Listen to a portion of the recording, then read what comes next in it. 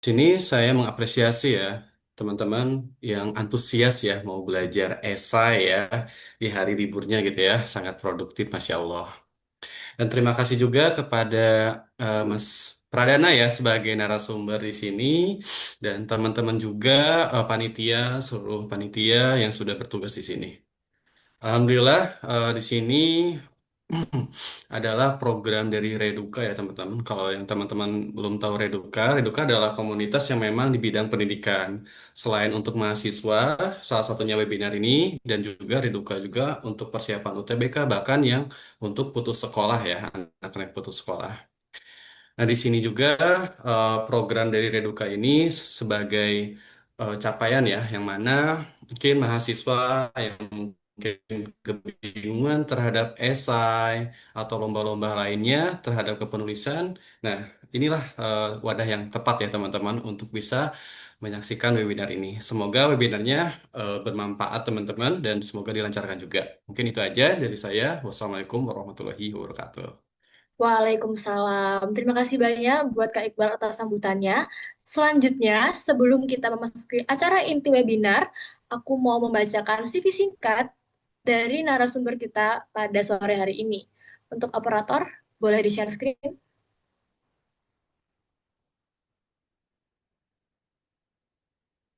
Oke, udah kelihatan ya teman-teman semuanya. Jadi, buat yang belum tahu, siapa sih Kak Pradana Setiawan ini? Kak Pradana Setiawan itu merupakan mahasiswa teknologi radiologi pencitraan di Universitas Erlangga. Nah, saat ini tuh Kak Pradana juga merupakan mahasiswa berprestasi di Fakultas Vokasi UNER tahun 2024 dan juga 2025.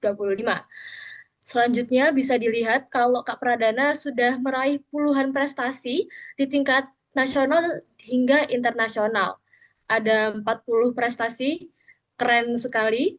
Selain berprestasi di kompetisi juga, Kak Pradana juga aktif sebagai pembicara, moderator, dan juga penggerak komunitas. Oleh karena itu, hal ini tuh menunjukkan bahwa Kak Pradana memiliki memiliki konsistensi dalam mengembangkan potensi sekaligus memberikan dampak nyata bagi masyarakat. Nah, pada kesempatan malam hari ini, beliau akan berbagi insight dan pengalaman yang tentunya relevan untuk menjadi inspirasi kita semua. Demikian CV singkat dari narasumber kita. Tanpa berlama-lama lagi, mari kita lanjutkan ke sesi penyampaian materi. Kepada Kak Pradana, dipersilakan untuk menyampaikan materi. Oke, terima kasih banyak Kak Askia ya selaku MC. Sebelumnya saya ingin cek sound terlebih dahulu teman-teman. Ini suara saya apakah sudah masuk seperti itu? Sudah cukup jelas teman-teman untuk suara saya? Oke, baik. Oke, saya izin untuk share screen terlebih dahulu ya teman-teman.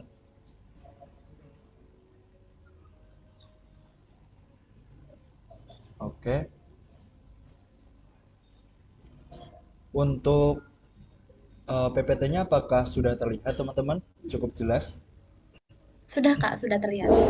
Oke, karena soundnya sudah oke dan PPT-nya juga sudah terlihat dengan baik, maka saya mulai ya teman-teman. Baik, Assalamualaikum warahmatullahi wabarakatuh. Oke, baik teman-teman semuanya. Pada kesempatan malam hari ini, kita semua akan diskusi bersama gitu ya, untuk eh, belajar bersama bagaimana sih kita bisa mengubah ide itu menjadi juara dengan tema langkah pertama menuju juara lomba esai mahasiswa gitu ya teman-teman. Jadi sebelumnya saya juga mengucapkan terima kasih banyak kepada Reduka, Revolusi Edukasi ya. Ini merupakan komunitas yang sangat luar biasa menurut saya, telah memberikan kesempatan juga kepada saya untuk bisa sharing-sharing pada kesempatan hari ini. Dan saya juga apresiasi yang sebesar-besarnya buat teman-teman karena telah menyempatkan waktunya untuk pada malam hari ini belajar bersama dan semoga apa yang saya sampaikan bisa bermanfaat tentunya buat teman-teman ke depannya gitu. Nah, teman-teman, mungkin pertama-tama kita akan eh, sesi pembukaan terlebih dahulu gitu ya, teman-teman. Kenapa sih teman-teman kita perlu menjadi orang yang harus bisa esai gitu? Ini adalah suatu hal yang memang teman-teman perlu tanyakan kepada diri teman-teman gitu ya. Kenapa sih esai itu seperti apa gitu? Nah, kalau dari saya pribadi teman-teman, ini adalah manfaat yang mungkin telah saya rasakan gitu ketika saya bisa membuat sebuah esai gitu secara mudahnya seperti itu. Jadi yang pertama, ketika teman-teman memiliki target mahasiswa berprestasi itu akan mudah sekali teman-teman, ketika teman-teman memiliki basic skill esai gitu. Terutama teman-teman yang pengen banget lomba-lomba dan lain sebagainya, esai itu merupakan skill yang sangat basic sekali. Karena menurut saya teman-teman, ketika saya bisa esai, ketika saya terjun ke lomba lain misalnya LKTI, business plan, business case competition, dan lain sebagainya, itu sangat mudah sekali gitu. Jadi esai ini merupakan basic skill yang menurut saya perlu dimiliki setiap mahasiswa. Selain itu teman-teman, essay sendiri ini juga merupakan modal utama ketika teman-teman mau mengapply sebuah beasiswa, pertukaran pelajar, dan juga organisasi internasional. Melatih forum gagasan forum ilmiah, membuka peluang dan relasi baru, karena ketika teman-teman lomba terus final, itu teman-teman akan bertemu dari kampus-kampus lain dan juga bisa meningkatkan relasi. Dan yang terakhir teman-teman, ini justru yang menurut saya menjadi apa ya, dorongan terkuat saya sejauh ini, kenapa saya tetap konsisten untuk melakukan lomba-lomba gitu ya, apalagi lomba esai gitu, itu adalah kita bisa mendapatkan penghasilan tambahan teman-teman melalui kepenulisan seperti menjadi pembicara, juara lomba, dan lain sebagainya. Dan ketika saya tanyakan kepada teman-teman saya yang lain, itu justru sama teman-teman. Jadi mereka memiliki motivasi yang sama untuk menjadikan esai ini sebagai melatih skill dan juga sebagai penghasilan tambahan seperti itu. Nah teman-teman, untuk kesempatan kali ini, mungkin teman-teman pernah mengikuti lomba ataupun webinar ataupun pelatihan esai, dan saya rasa terkadang itu terlalu teoritis gitu teman-teman. Makanya untuk malam hari ini saya pengen untuk diskusi malam hari ini kita kita benar praktik gimana sih kita bisa menghasilkan sebuah karya yang itu memiliki potensi besar untuk menjadi sebuah juara gitu. Jadi discussion more practically than theory gitu. Jadi kita akan fokuskan praktik dan praktik dibandingkan teori. Jadi harapannya teman-teman dalam kondisi siap nih, karena ketika teman-teman tidak dalam kondisi siap, nanti teman-teman akan ketinggalan beberapa part, dan itu akan susah gitu untuk kedepannya gitu. Karena menurut saya ini berdasarkan pengalaman saya pribadi, kenapa sih bisa 1 bulan juara ESA itu 3 kali, 2 kali, dan lain sebagainya, itu sebenarnya ada tips-tips tertentu, dan itu mudah banget diikutin asalkan teman-teman bisa fokus seperti itu. Jadi harapannya teman-teman dalam kondisi siap dan juga siap mendengarkan seperti itu. Nah, ada pepatah teman-teman yang mengatakan tak kenal maka tak sayang. Tadi udah diperkenalkan oleh MC. Terima kasih banyak. Tapi izinkan saya untuk memperkenalkan diri teman-teman melalui diri saya pribadi. Perkenalkan teman-teman, nama saya Muhammad Pragansawan. Saya merupakan mahasiswa berprestasi Universitas Airlangga tahun 2025 sebagai finalis, dan alhamdulillah tahun ini teman-teman barusan kemarin pengumuman saya dianugerahi sebagai mahasiswa utama berprestasi di Fakultas Vokasi Universitas Airlangga seperti itu. Dan dalam 1 semester 3 kemarin, alhamdulillah saya bisa meraih 4 penghargaan yang menurut saya itu prestisius. Yang pertama 2 penghargaan pemenang riset dan juga funding internasional dari Pertamina, dan satunya dari lembaga internasional. Dan selanjutnya saya juga merupakan penerima 2 penghargaan medali emas dan juga medali silver dari Community Scientech seperti itu. Saya mahasiswa dari UNER dengan total prestasi alhamdulillah atas izin Allah 40 lebih, karya dan publikasi 9 lebih, pengabdian masyarakat 10 lebih, dan juga menjadi pembicara sudah 20 lebih teman-teman gitu. Dan ini ada beberapa Instagram saya teman-teman, nomor WhatsApp, email, dan juga LinkedIn. Barangkali teman-teman ingin berkoneksi dengan saya ataupun berdiskusi ke depannya, saya sangat terbuka teman-teman seperti itu. Dan ini merupakan pengalaman saya, pengalaman ilmiah saya teman-teman, mulai dari pemenang-pemenang lomba seperti itu, teman-teman, penghargaan dan juga pemenang seperti itu. Dan ini juga selanjutnya adalah pengalaman lain saya seperti research, speaker, dan juga personal experience seperti itu. Nah, tanpa basa-basi teman-teman, mari kita move langsung ke dalam materi gitu ya, yaitu penyampaian gimana sih kita bisa membangun sebuah ide esai agar benar-benar berpotensi sekali menjadi juara seperti itu teman-teman. Nah, yang pertama yang perlu teman-teman ketahui, dan ini banyak sekali menjadi problem ketika teman-teman masih awal pengen lomba esai, itu adalah masih belum bisa membedakan esai dan LKTI. Ini banyak sekali teman-teman ketika saya juga ditunjuk sebagai juri gitu ya di sebuah perlombaan, banyak sekali dari mereka itu justru masih salah gitu, salah ruang. Ini LKTI tapi disubmit di esai. Ini esai tapi disubmit di LKTI gitu. Apakah itu salah? Tentu salah teman-teman karena memang pada dasarnya esai dan LKTI itu beda gitu. Jadi teman-teman harus bisa membedakan nih, apa sih itu esai, apa sih itu LKTI seperti itu. Jadi esai sendiri teman-teman itu memiliki 3 struktur utama. Pertama itu pendahuluan, isi, sama kesimpulan. Terkadang ada pihak lomba yang juga yang meminta abstrak. Jadi teman-teman harus mengecek kembali quizbook ataupun panduan buku setiap lomba itu gitu. Nah, kalau LKTI jelas teman-teman berbeda jauh. Ada pendahuluan, ada kajian teoritis, metode penelitian, hasil penelitian, dan juga penutup. Jauh lebih kompleks dan jauh lebih rumit dibandingkan esai seperti itu. Jadi teman-teman jangan sampai salah nih dari struktur awalnya. Ingat ya, esai itu hanya ada 3. Yang pertama itu ada pendahuluan, isi, dan juga kesimpulan seperti itu. Nah, apa sih bedanya secara teknis seperti itu?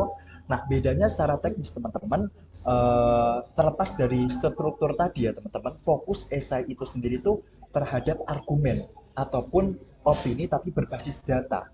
Kalau LKTI ataupun karya tulis ilmiah itu terkadang penelitian, inovasi ataupun solusi ilmiah yang benar-benar ilmiah, bahkan hasil dari LKTI itu bisa menjadi rujukan orang lain untuk berpendapat seperti itu. Kalau esai tidak bisa teman-teman. Jadi itu secara perbedaannya secara permukaan gitu.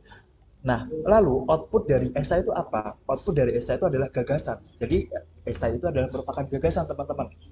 Sedangkan LKTI itu merupakan sebuah riset. Nah, dari sini harapannya teman-teman sudah memahami nih, oh esai itu ada 3. Pertama pendahuluan, isi, dan juga penutup. Sedangkan LKTI itu ada banyak, mulai dari abstrak, pendahuluan, metode, hasil, pembahasan, dan juga kesimpulan. Gitu ya teman-teman. Fokusnya pun beda. Nah, selanjutnya teman-teman, apa sih yang sebenarnya lomba esai itu dicari ataupun yang paling dinilai oleh juri gitu. Nah, menurut saya teman-teman ada 3 aspek. Ini berdasarkan pengalaman saya pribadi. Yang pertama adalah cara berpikir teman-teman terhadap suatu permasalahan. Permasalahan apa? Nanti kita diskusi ya teman-teman. Nanti ada beberapa studi case yang teman-teman bisa ikut sekaligus untuk memikirkan sebuah solusinya gitu. Jadi yang pertama ada cara berpikir teman-teman. Gimana sih teman-teman menyikapi sebuah permasalahan seperti itu? Karena ketika kita lomba esai itu sebenarnya kita kan menawarkan sebuah solusi nih, menawarkan sebuah gagasan dari sebuah permasalahan gitu. Lalu yang kedua itu ada kekuatan data teman-teman. Seberapa banyak data teman-teman, seberapa kuat, seberapa realistis teman-teman berdasarkan studi literatur yang teman-teman lakukan. Dan terakhir ada solusi dan juga gagasan. Jadi inovasi teman-teman tuh dilihat seperti itu. Nah, ini saya juga ada checklist teman-teman yang mungkin nanti teman-teman bisa checklist. Jadi setiap saya selesai lomba ataupun selesai saya melakukan pembuatan satu paper full, itu saya melakukan 4 checklist utama ini teman-teman. Bisa teman-teman catat ataupun screenshot juga bisa. Jadi bisa nanti teman-teman selesai menulis sebuah paper, teman-teman bisa langsung untuk melakukan checklist gitu. Yang pertama, apakah masalahnya jelas? Apakah teman-teman sudah menyampaikan masalahnya itu dengan jelas, tidak secara general, tidak secara umum, tapi jelas spesifik kemana? Ingat ya teman-teman, terkadang yang juara itu adalah permasalahan yang benar-benar spesifik. Yang kedua, apakah datanya valid gitu ya. Jadi data itu benar-benar harus dipastikan teman-teman. Yang ketiga, apakah solusinya realistis? Realistis itu maksudnya apa? Mungkin tidak diterapkan. Apakah ini masuk akal? Gitu. Karena meskipun gagasan, meskipun konsep, kerealistisan sesuatu inovasi itu tetap dinilai teman-teman. Dan yang terakhir, apakah alurnya enak dibaca? Jadi teman-teman baca lagi nih dari awal, dari pendahuluan, isi hingga penutup, itu teman-teman baca apakah itu enak dibaca atau tidak, atau teman-teman juga bisa melakukan meminta bantuan gitu kepada kakak tingkat ataupun kepada orang lain. Kak, minta tolong baca esai saya, apakah kakak paham membacanya dari awal sampai akhir. Dan menurut saya 4 poin checklist ini semua harus terpenuhi sebelum teman-teman submit ke dalam sebuah perlombaan seperti itu teman-teman. Nah, selanjutnya ini teman-teman, teman-teman perlu mengetahui pola seorang pemula bisa menjadi juara. Ini berdasarkan pengalaman saya pribadi. Jadi, kurang lebih ada 5 fase sebelum teman-teman memahami juara. Benar-benar menjadi seorang juara. Fase pertama adalah memahami perbedaan. Saya yakin teman-teman sudah melewati fase ini. Apa sih yang dimaksud dengan memahami perbedaan? Teman-teman harus memastikan bahwasanya teman-teman bisa membedakan esai itu fokusnya kemana gitu. Lalu yang kedua adalah mengetahui model ataupun pola esai itu sendiri. Nah, ini saya sedikit cerita teman-teman, kenapa saya semester 1 itu sudah bisa juara gitu ya. Jadi waktu itu teman-teman, saya semester 1 itu melakukan yang namanya polarisasi dari paper-paper kakak tingkat saya yang pernah juara gitu. Jadi saya minta paper mereka yang juara itu saya kumpulkan jadi satu, lalu saya bedah nih latar belakang isinya ada apa saja. Nah, isi itu nanti di pembahasan hasil itu isinya apa saja seperti itu. Nah, dari situ itu kan akan menentukan pola-polanya. Tenang saja teman-teman, nanti untuk pola-polanya itu akan saya sampaikan di akhir seperti itu. Jadi teman-teman tidak perlu khawatir, tidak perlu meminta cutting-cutting lagi papernya yang pernah juara dan sebagainya. Nanti teman-teman cukup mengikuti pola-pola yang sudah saya rumuskan gitu, dan itu menurut saya memang sangat manjur gitu ya, bisa tembus beberapa juara seperti itu. Nah, jadi setelah teman-teman memahami pola, oh judul itu harus seperti ini loh, oh latar belakang itu harus seperti ini loh, oh hasil dan juga pembahasan harus seperti ini loh, oh kesimpulan itu harus seperti ini, itu akan memudahkan teman-teman. Jadi membuat paper itu satu hari bisa jadi gitu, dengan bantuan pola-pola tadi. Jadi teman-teman tinggal nulis aja, tidak perlu kayak habis ini apa ya, habis ini apa ya. Jadi teman-teman tidak perlu melakukan hal seperti itu. Nah, selanjutnya teman-teman melakukan benchmark. Apa sih itu benchmark? Yaitu membandingkan paper teman-teman ataupun esai teman-teman dengan esai orang lain seperti itu. Jadi, oh saya ada nih paper dari kakak tingkat saya bandingkan apakah sudah sebagus paper saya, kayak gitu. Apakah sudah standar sesuai paper yang pernah juara, yang pernah dimiliki kakak tingkat saya seperti itu. Dan itu perlu teman-teman lakukan kalau memang teman-teman mau memiliki potensi juara yang lebih besar. Nah, selanjutnya jangan lupa teman-teman selalu praktis, praktek dan praktek. Jadi teman-teman latihan menulis. Nah, kalau teman-teman sudah melewati 4 fase ini, saya yakin teman-teman tuh pasti akan mudah sekali mendapatkan juara seperti itu. Karena rata-rata juara esai itu menurut saya tinggal teman-teman memahami strateginya itu seperti apa gitu. Nah, nanti strateginya seperti apa kita akan bedah teman-teman. Jadi skop pembahasan pada materi pada hari ini teman-teman, diskusi pada malam hari ini itu ada 2. Yang pertama memahami esai seperti apa, sama mengetahui pola dan modelnya. Nah, nanti teman-teman bisa sedikit-sedikit praktis seperti itu. Nah, selanjutnya teman-teman, ini ada studi case gitu ya. Jadi kita materi tapi sambil studi case gitu. Bayangkan teman-teman, di sebuah lingkungan itu terdapat sampah plastik yang sangat banyak gitu ya. Apa yang teman-teman pikirkan nih? Apa teman-teman ingin membuat inovasi seperti apa? Nah, itu teman-teman gimana nih? Apakah teman-teman sudah ada inovasi seperti itu? Pasti saya rasa teman-teman ketika melihat sampah plastik di kampus gitu ya, ataupun di lingkungan teman-teman tuh, oh saya pengen nih membuat ide seperti ini, oh saya pengen nih membuat ide seperti ini gitu. Nah, itu menurut saya tidak salah teman-teman.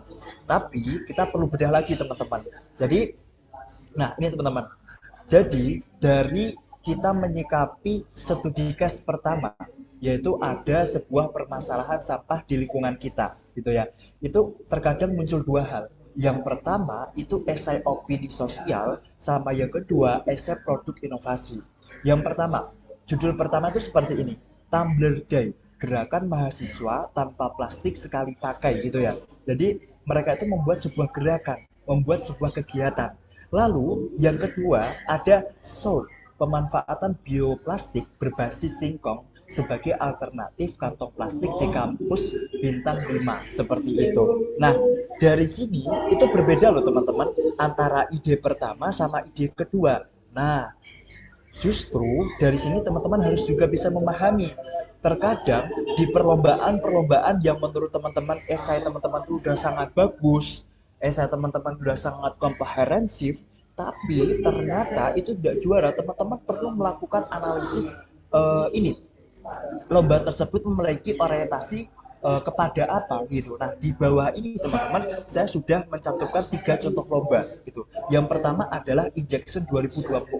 Ini merupakan produk oriented. Artinya apa? Lomba-lomba esai di dalam sini itu mereka berfokus pada lomba-lomba esai yang produk, yang berbentuk fisik seperti itu. Jadi ketika teman-teman menawarkan sebuah konsep, menawarkan sebuah model, atau menawarkan sebuah kegiatan aktivitas, pemberdayaan dan lain sebagainya, kemungkinan besar teman-teman itu sangat susah untuk juaranya seperti itu. Jadi teman-teman harus paham lombanya itu arahnya kemana. Itu jangan lupa kita benar-benar selektif dari awal. Yang kedua, ini ada contoh National Legal Opinion Competition. Jelas ya teman-teman, dari lomba esai ini adalah lomba yang berfokus pada model, konsep ataupun kebijakan karena hukum seperti itu. Nah, ada juga lomba yang terkadang itu bisa bercampur atau kombinasi, bisa produk oriented ataupun bisa model, konsep, kebijakan, pemberdayaan dan lain sebagainya. Contohnya ini adalah Pertamina Eco Innovation Competition gitu. Dan beberapa kali saya juga menemukan ada lomba-lomba yang bisa gitu campur. Oh, kamu menawarkan sebuah produk, ada subtemanya sendiri. Oh, kamu menawarkan sebuah model ataupun gagasan berbasis pemberdayaan, itu ada subtemanya sendiri. Jadi teman-teman jangan sampai nih salah kamar ataupun salah lapangan. Karena ketika teman-teman salah lapangan ataupun salah kamar, ya itu percuma teman-teman. Meskipun teman-teman sudah submit, sudah mengerjakan, tapi kemungkinan besar teman-teman tidak akan bisa menjadi juara seperti itu. Nah, semoga bisa dipahami ya teman-teman. Ini ada dua, yaitu jenis esai secara garis besar, esai sosial ataupun esai opini seperti itu ya, ataupun esai produk inovasi yang bisa kita pegang secara fisik seperti itu. Nah, saya mau selanjutnya kita diskusi ya teman-teman. Uh, Studi case yang kedua yaitu mikroplastik di lautan gitu. Bayangkan teman-teman ketika di lautan melihat lautan itu penuh dengan plastik, ikan-ikan mati gara-gara makan plastik, ataupun banyak berita-berita sekarang, jika teman-teman sering membaca berita ya, itu seorang anak nelayan itu meninggal gara-gara keracunan plastik, dan ternyata plastiknya itu masuk ke dalam tubuh si anak tadi karena bapaknya ini memasak ikan dari nelayan seperti itu. Ataupun ekonomi nelayan turun karena tangkapan ikan semakin rendah, ataupun lingkungannya semakin rusak dan lain sebagainya. Nah, kira-kira nih teman-teman, dari studi case kedua ini apa nih ide teman-teman soal mikroplastik seperti itu? Nah, tapi karena biar efektif juga ya teman-teman, di sini ada sekitar 2 ide. Nah, saya pengen teman-teman ada yang berani menebak nih, siapa sih yang menjadi pemenang dari 2 ide ini, dari 2 judul ini. Jadi kita tebak-tebakan secara judul dulu gitu.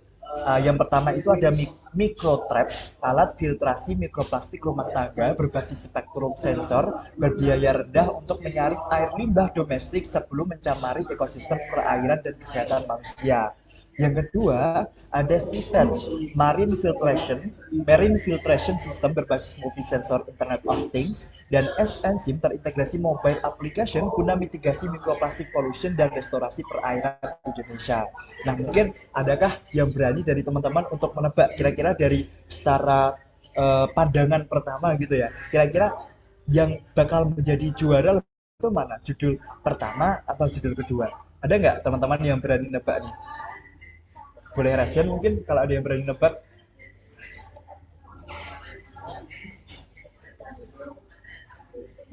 Apakah ada teman-teman?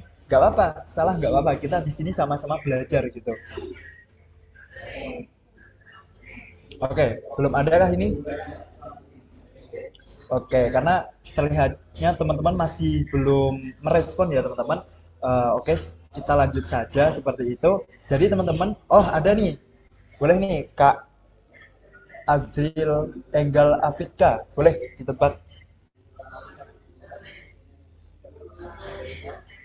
Izin menjawab Kak, jadi kalau menurut saya itu judul yang nomor 2 itu kayaknya lebih berpeluang untuk menang Kak. Oke, bisa disebutkan nggak nih Kak alasannya kenapa bisa berpeluang lebih juara? Karena dari penyampaiannya, penggunaan bahasanya dia itu lebih menarik Kak. Oke, ada lagi Kak selain itu? Kayaknya itu aja deh Kak. Oke, terima kasih ya Kak Afidka. Ya, sama-sama Kak. Oke, teman-teman. Teman-teman ada yang mau nebak lagi nih? Ada nggak? Oke, boleh Kak Ardika Saputra. Iya Kak, menurut pandangan saya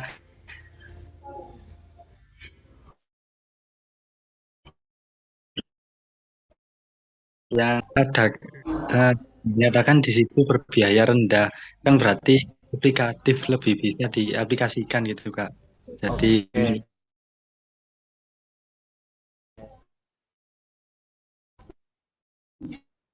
Oke, Ardika. Nah, terakhir mungkin ya Kak Willis Azibramudi. Boleh? Oh ya Kak, aku aku bisa jawab ya. Jadi kalau dari aku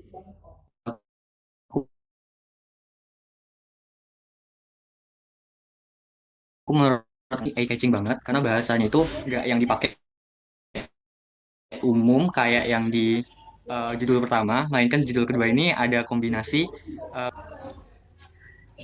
Oke, keren keren keren. Baik, terima kasih banyak kepada teman-teman yang sudah menyampaikan pendapatnya. Terima kasih kepada Kak Willis dan teman-teman semuanya ya. Oke, nah selanjutnya, sebelum kita mengetahui kira-kira yang bakal menjadi juara siapa sih teman-teman, saya ini sedikit memberikan secara lapangan ya teman-teman. Beberapa kali teman-teman ketika yang masuk esai itu terlalu banyak, terkadang juri itu langsung bisa menyeleksi dari judul-judulnya kayak gitu. Karena saya juga pernah mengalami hal sama teman-teman ketika yang masuk esai itu 500 lebih itu ya. Nah, itu beberapa juri melakukan filterisasi dengan memilih judul-judul yang eye catching dengan format-format tertentu gitu. Nah, formatnya seperti apa nanti kita akan bahas. Nah, jadi tadi ada satu orang yang menebak micro trap, ada dua orang yang menebak seedless gitu. Semua pendapat teman-teman benar, tidak ada yang salah karena di sini kita sama-sama belajar. Nah, kira-kira jawabannya apa nih?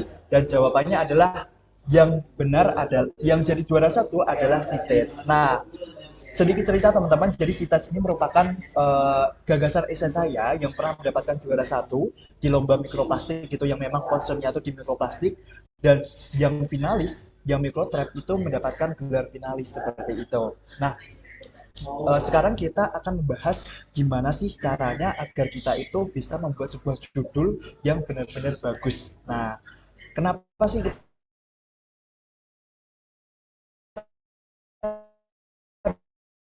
bisa lebih ini ya teman-teman, bisa lebih teknis lagi gitu. Nah, bagaimana caranya? Nah, caranya itu ada 4 poin di bawah ini teman-teman. Yang pertama,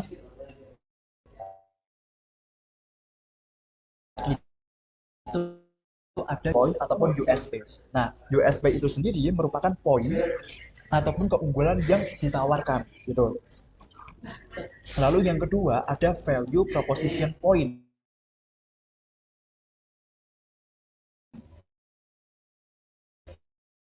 Makin poin, probabilitas juara itu akan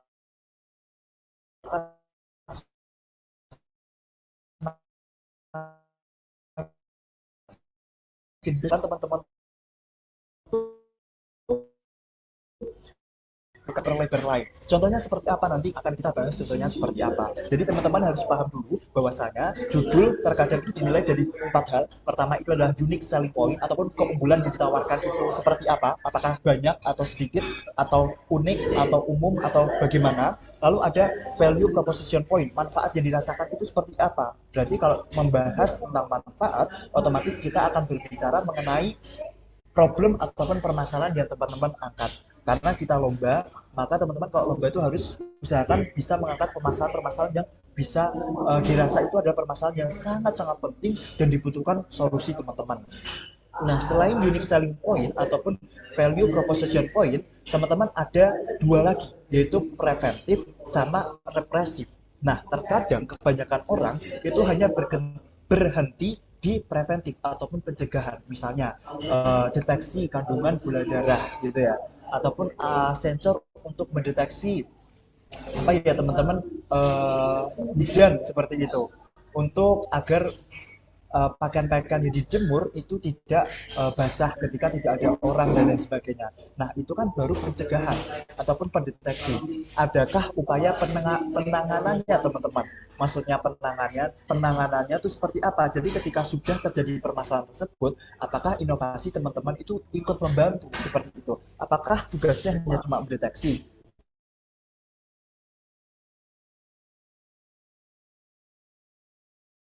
Tidak cuma mendiagnosa, oke kamu penyakit, kamu sekarang sakit demam, tapi dokter tidak memberikan obat, tidak, teman. Jadi ibaratnya bayangkan teman-teman menjadi seorang juri.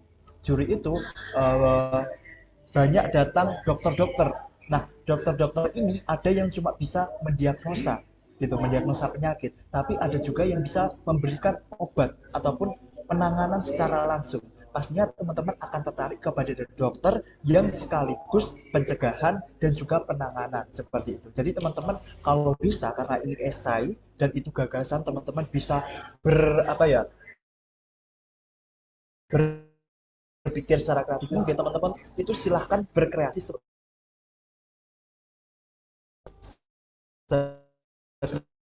kreatif mungkin, dan juga jangan berhenti hanya di pencegahan tapi juga di penanganan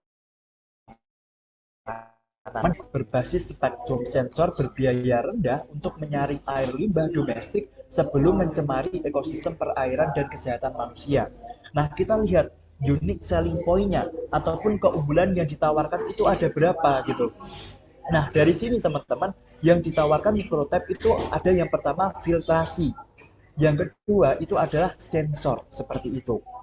Nah, lalu apa yang akan dirasakan? Yang dirasakan itu adalah bisa menyaring air limbah gitu ya. Tadi untuk menyaring air limbah dan juga menjaga kesehatan manusia. Ini menjaga kesehatan manusia dan juga ekosistem. Nah, cukup sampai situ. Lalu apakah mereka pencegahan? Iya, mereka melakukan pencegahan dengan melakukan apa? Filtrasi, gitu ya. Nah, bagaimana ketika airnya sudah terlanjur kotor? Apakah si filterisasi ini bisa ikut membantu menanganinya? Oh, ternyata tidak bisa, gitu. Jadi mereka hanya berfokus ke pencegahan. Jadi penanganannya itu tidak ada, teman-teman. Nah, dari sini bisa kita simpulkan ya, teman-teman. Kayak bisa terbayangkan lah, oh Microtap ini adalah sebuah alat untuk penyaring mikroplastik rumah tangga gitu, ditaruh di palaron-palaron gitu untuk menyaring air limbah domestik agar air yang keluar itu benar-benar di dalam kondisi yang tidak toksik gitu ataupun ramah lingkungan seperti itu, teman-teman. Nah, mari kita membahas judul yang kedua, yaitu CTEDS. Ini yang juara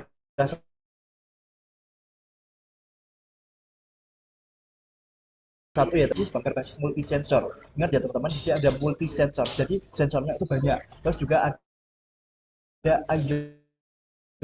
itu S-Engine gitu. Jadi orang itu bertanya-tanya, S-Engine ini apa ya? Kok saya belum pernah dengar gitu. Jadi teman-teman harus bisa membuat judul di mana sampai di titik orang-orang tuh, oh, apa ya ini S-Engine kayak gitu. Lalu di sini mereka juga mencantumkan mobile application gitu.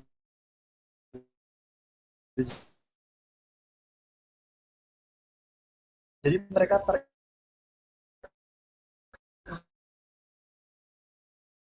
terintegrasi multi, artinya dia benar-benar memastikan yang keluar itu benar-benar bersih itu perairan, filtrasi, ada sensor otomatis, ada aplikasi monitoring, represifnya apakah ada penanganannya? Oh, juga ada S-Engine gitu. Nah, jadi saya sedikit cerita ya teman-teman. Jadi judul saya ini teman-teman, CTEDS itu adalah sebuah alat futuristik gitu. Mereka itu bulat, bayangin teman-teman, membayangkan bola bulat yang berkeliling di lautan seperti itu. Nah, bola itu selalu menyedot air-air laut untuk memastikan air laut tersebut tidak tercemar seperti itu. Jadi disedot menggunakan sensor-sensor seperti itu, teman-teman. Oke, mungkin ada suaranya yang bocor ya ini. Oke, mungkin bisa dilanjut ya teman-teman. Jadi si teknologi ini teman-teman berkeliling di lautan dan dia tuh bisa menyedot air berbasis sensor-sensor. Nah, di paper saya itu jelaskan sensornya mulai dari apa saja, juga ada pemilahan dan lain sebagainya. Nah, yang paling unik karena saat itu diambil top 5 ya teman-teman, lomba yang berfokus ke mikroplastik diambil top 5 dan rata-rata mereka ya filterisasi, mereka berbasis IoT, berbasis multisensor yang sama-sama mendeteksi mikroplastik dan lain sebagainya. Maka saya dan tim saya waktu itu berpikir nih, gimana nih agar ide kita itu tidak hanya berhenti pada preventif ataupun filtrasi ataupun pencegahan saja, tapi kita mengintegrasikan adanya S-enzim. Apa sih S-enzim itu? Nah, kalau teman-teman belajar yang namanya biologi kimia, itu ada beberapa enzim-enzim tertentu yang bisa merestorasi perairan Indonesia. Jadi si tats ini berkeliling di lautan. I love cuttingku ini.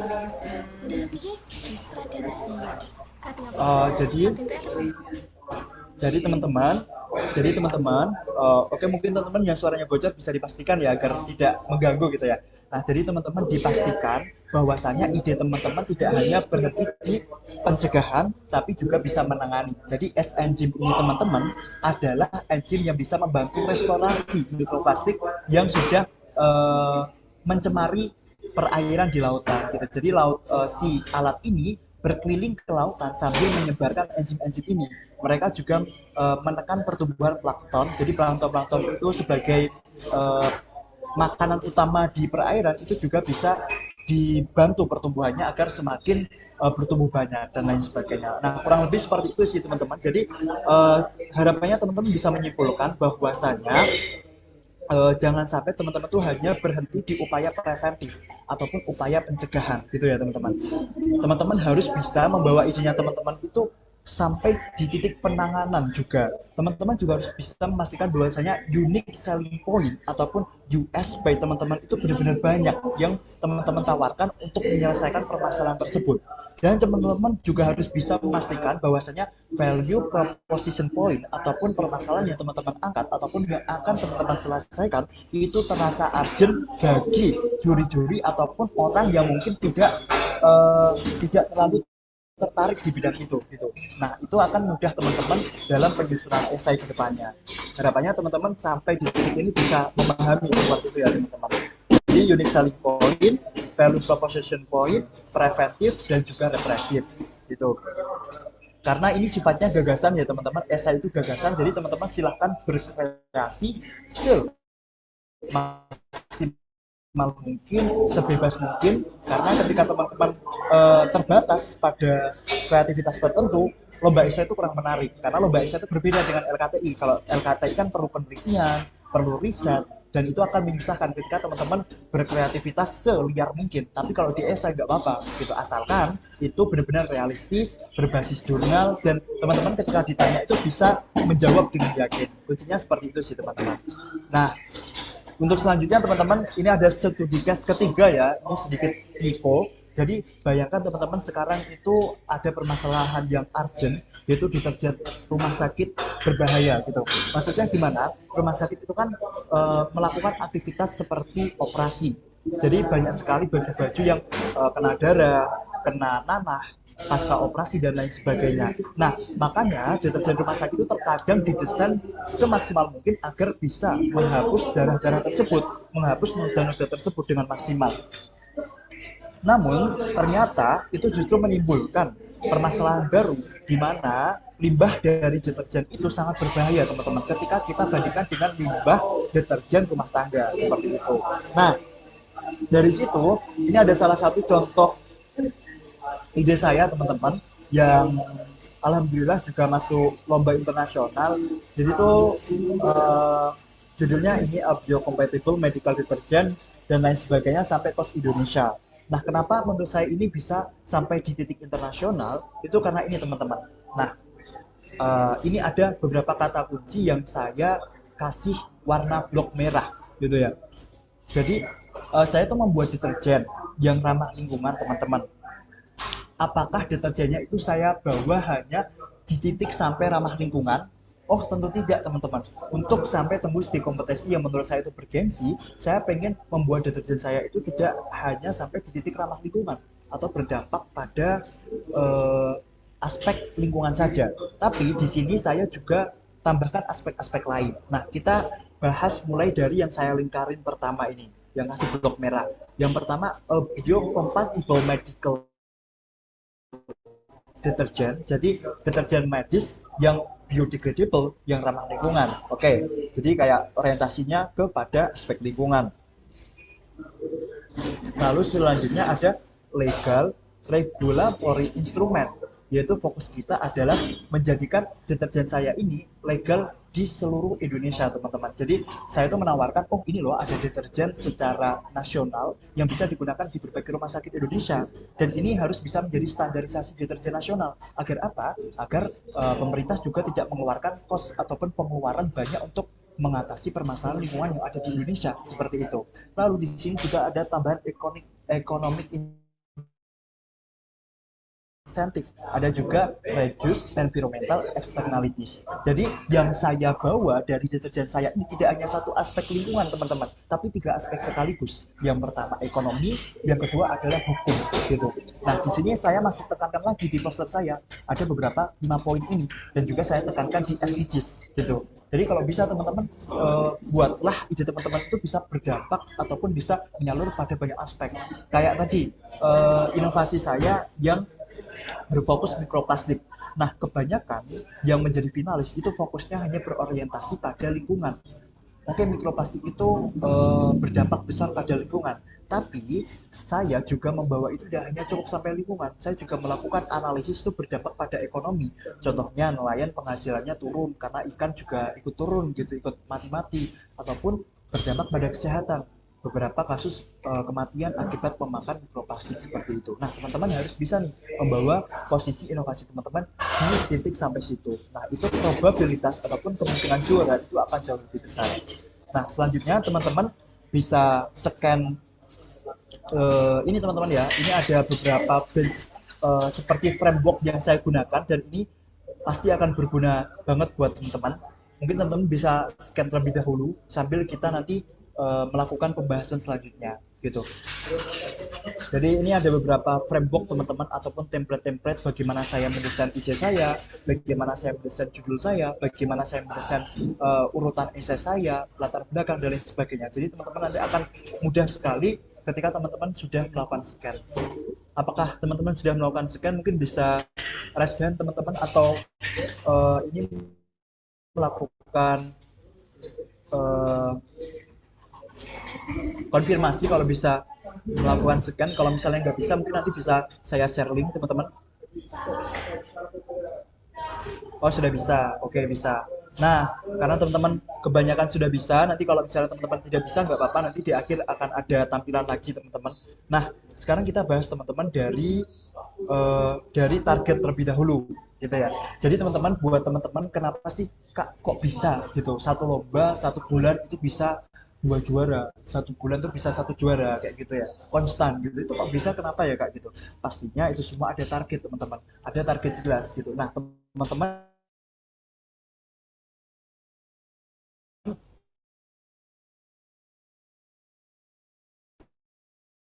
predikat saja tidak apa-apa. Jadi teman-teman silahkan diisi. Ini ada daftar lomba, isi nama teman-teman. Terus ini ada target-target, isi nama teman-teman. Kayak misalnya target minimal lomba tiap bulan itu berapa kali lomba, target juara lomba tiap bulan itu berapa kali lomba, kayak gitu. Silahkan teman-teman isi sesuai kebutuhan teman-teman, gitu ya. Nah, di sini juga ada contoh nih teman-teman.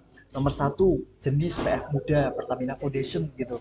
Penyelenggaranya pastinya PF Muda. Linknya apa teman-teman? Silahkan diisi di sini. Deadline-nya kapan? Silahkan diisi di sini. Pembayarannya bayar atau tidak? Oh, ternyata free. Checklist kalau udah finish hasilnya gimana? Kalah, menang, atau gimana atau ada yang perlu dievaluasi? Silahkan teman-teman cantumkan gitu. Dan ternyata waktu itu alhamdulillah teman-teman, saya mendapatkan juara dan mendapatkan pendanaan kurang lebih 12 juta sampai 15 juta teman-teman.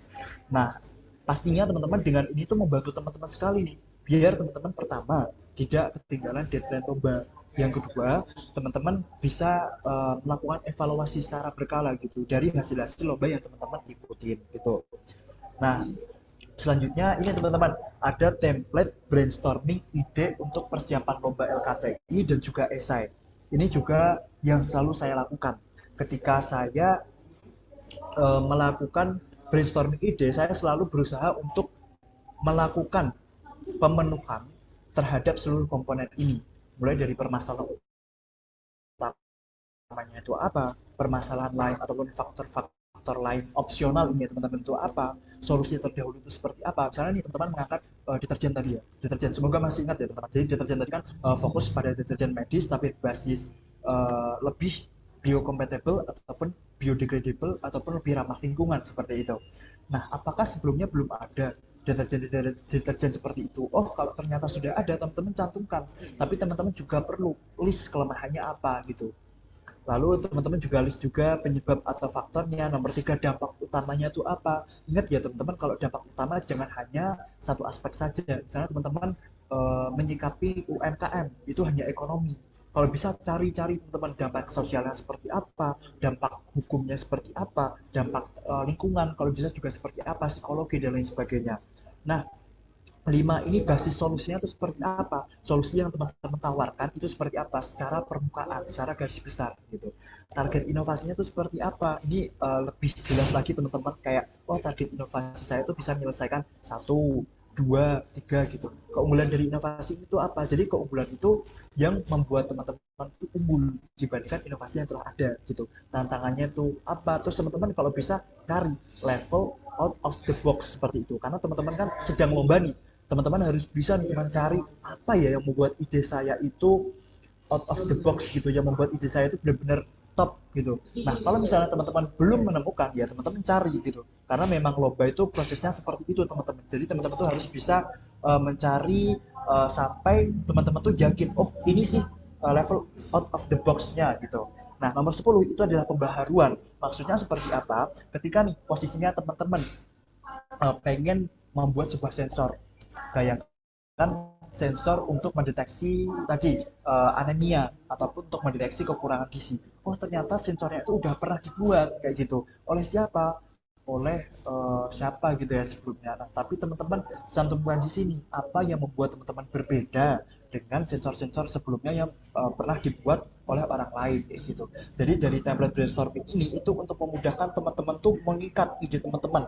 Kayak oh jelas arahnya ke sini, oh jelas dampaknya ke sini, oh jelas targetnya ke sini, oh jelas ada keunggulan di bidang ini tapi juga ada tantangan, oh jelas ada pembaharuan gitu. Dan ini menurut saya sangat-sangat membantu saya teman-teman. Jadi ketika saya menyusun ide itu sudah tidak lagi kehilangan arah, tapi sudah jelas gitu, oh benang merahnya tuh seperti ini ketika ditarik lurus seperti itu.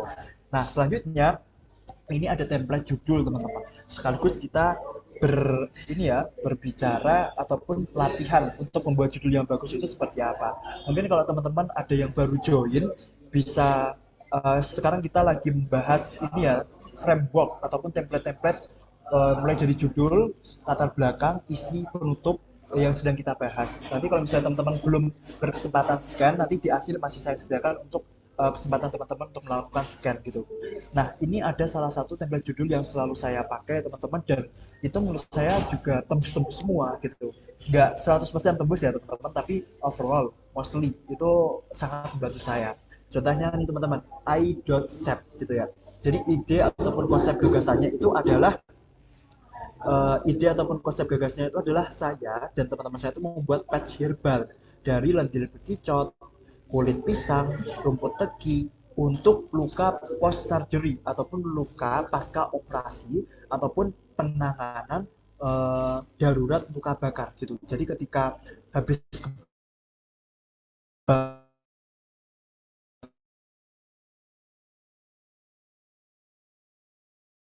kebakaran terus bisa dikatakan seperti yang sampah juga bisa. Ya seperti itu sih teman-teman. Kayak gitu. Nah, lokasinya tuh seperti apa? Lokasinya tuh opsional teman-teman. Jadi kalau misalnya teman-teman mau nyantumkan lokasi boleh, tapi kalau misalnya tidak mau dicantumkan juga nggak apa-apa. Nah, ini misalnya nih lokasinya tuh ada rumah sakit dan juga bencana kebakaran gitu. Metodenya tuh apa atau basisnya? Jadi kami akan melakukan metode ataupun berbasis nanopartikel dan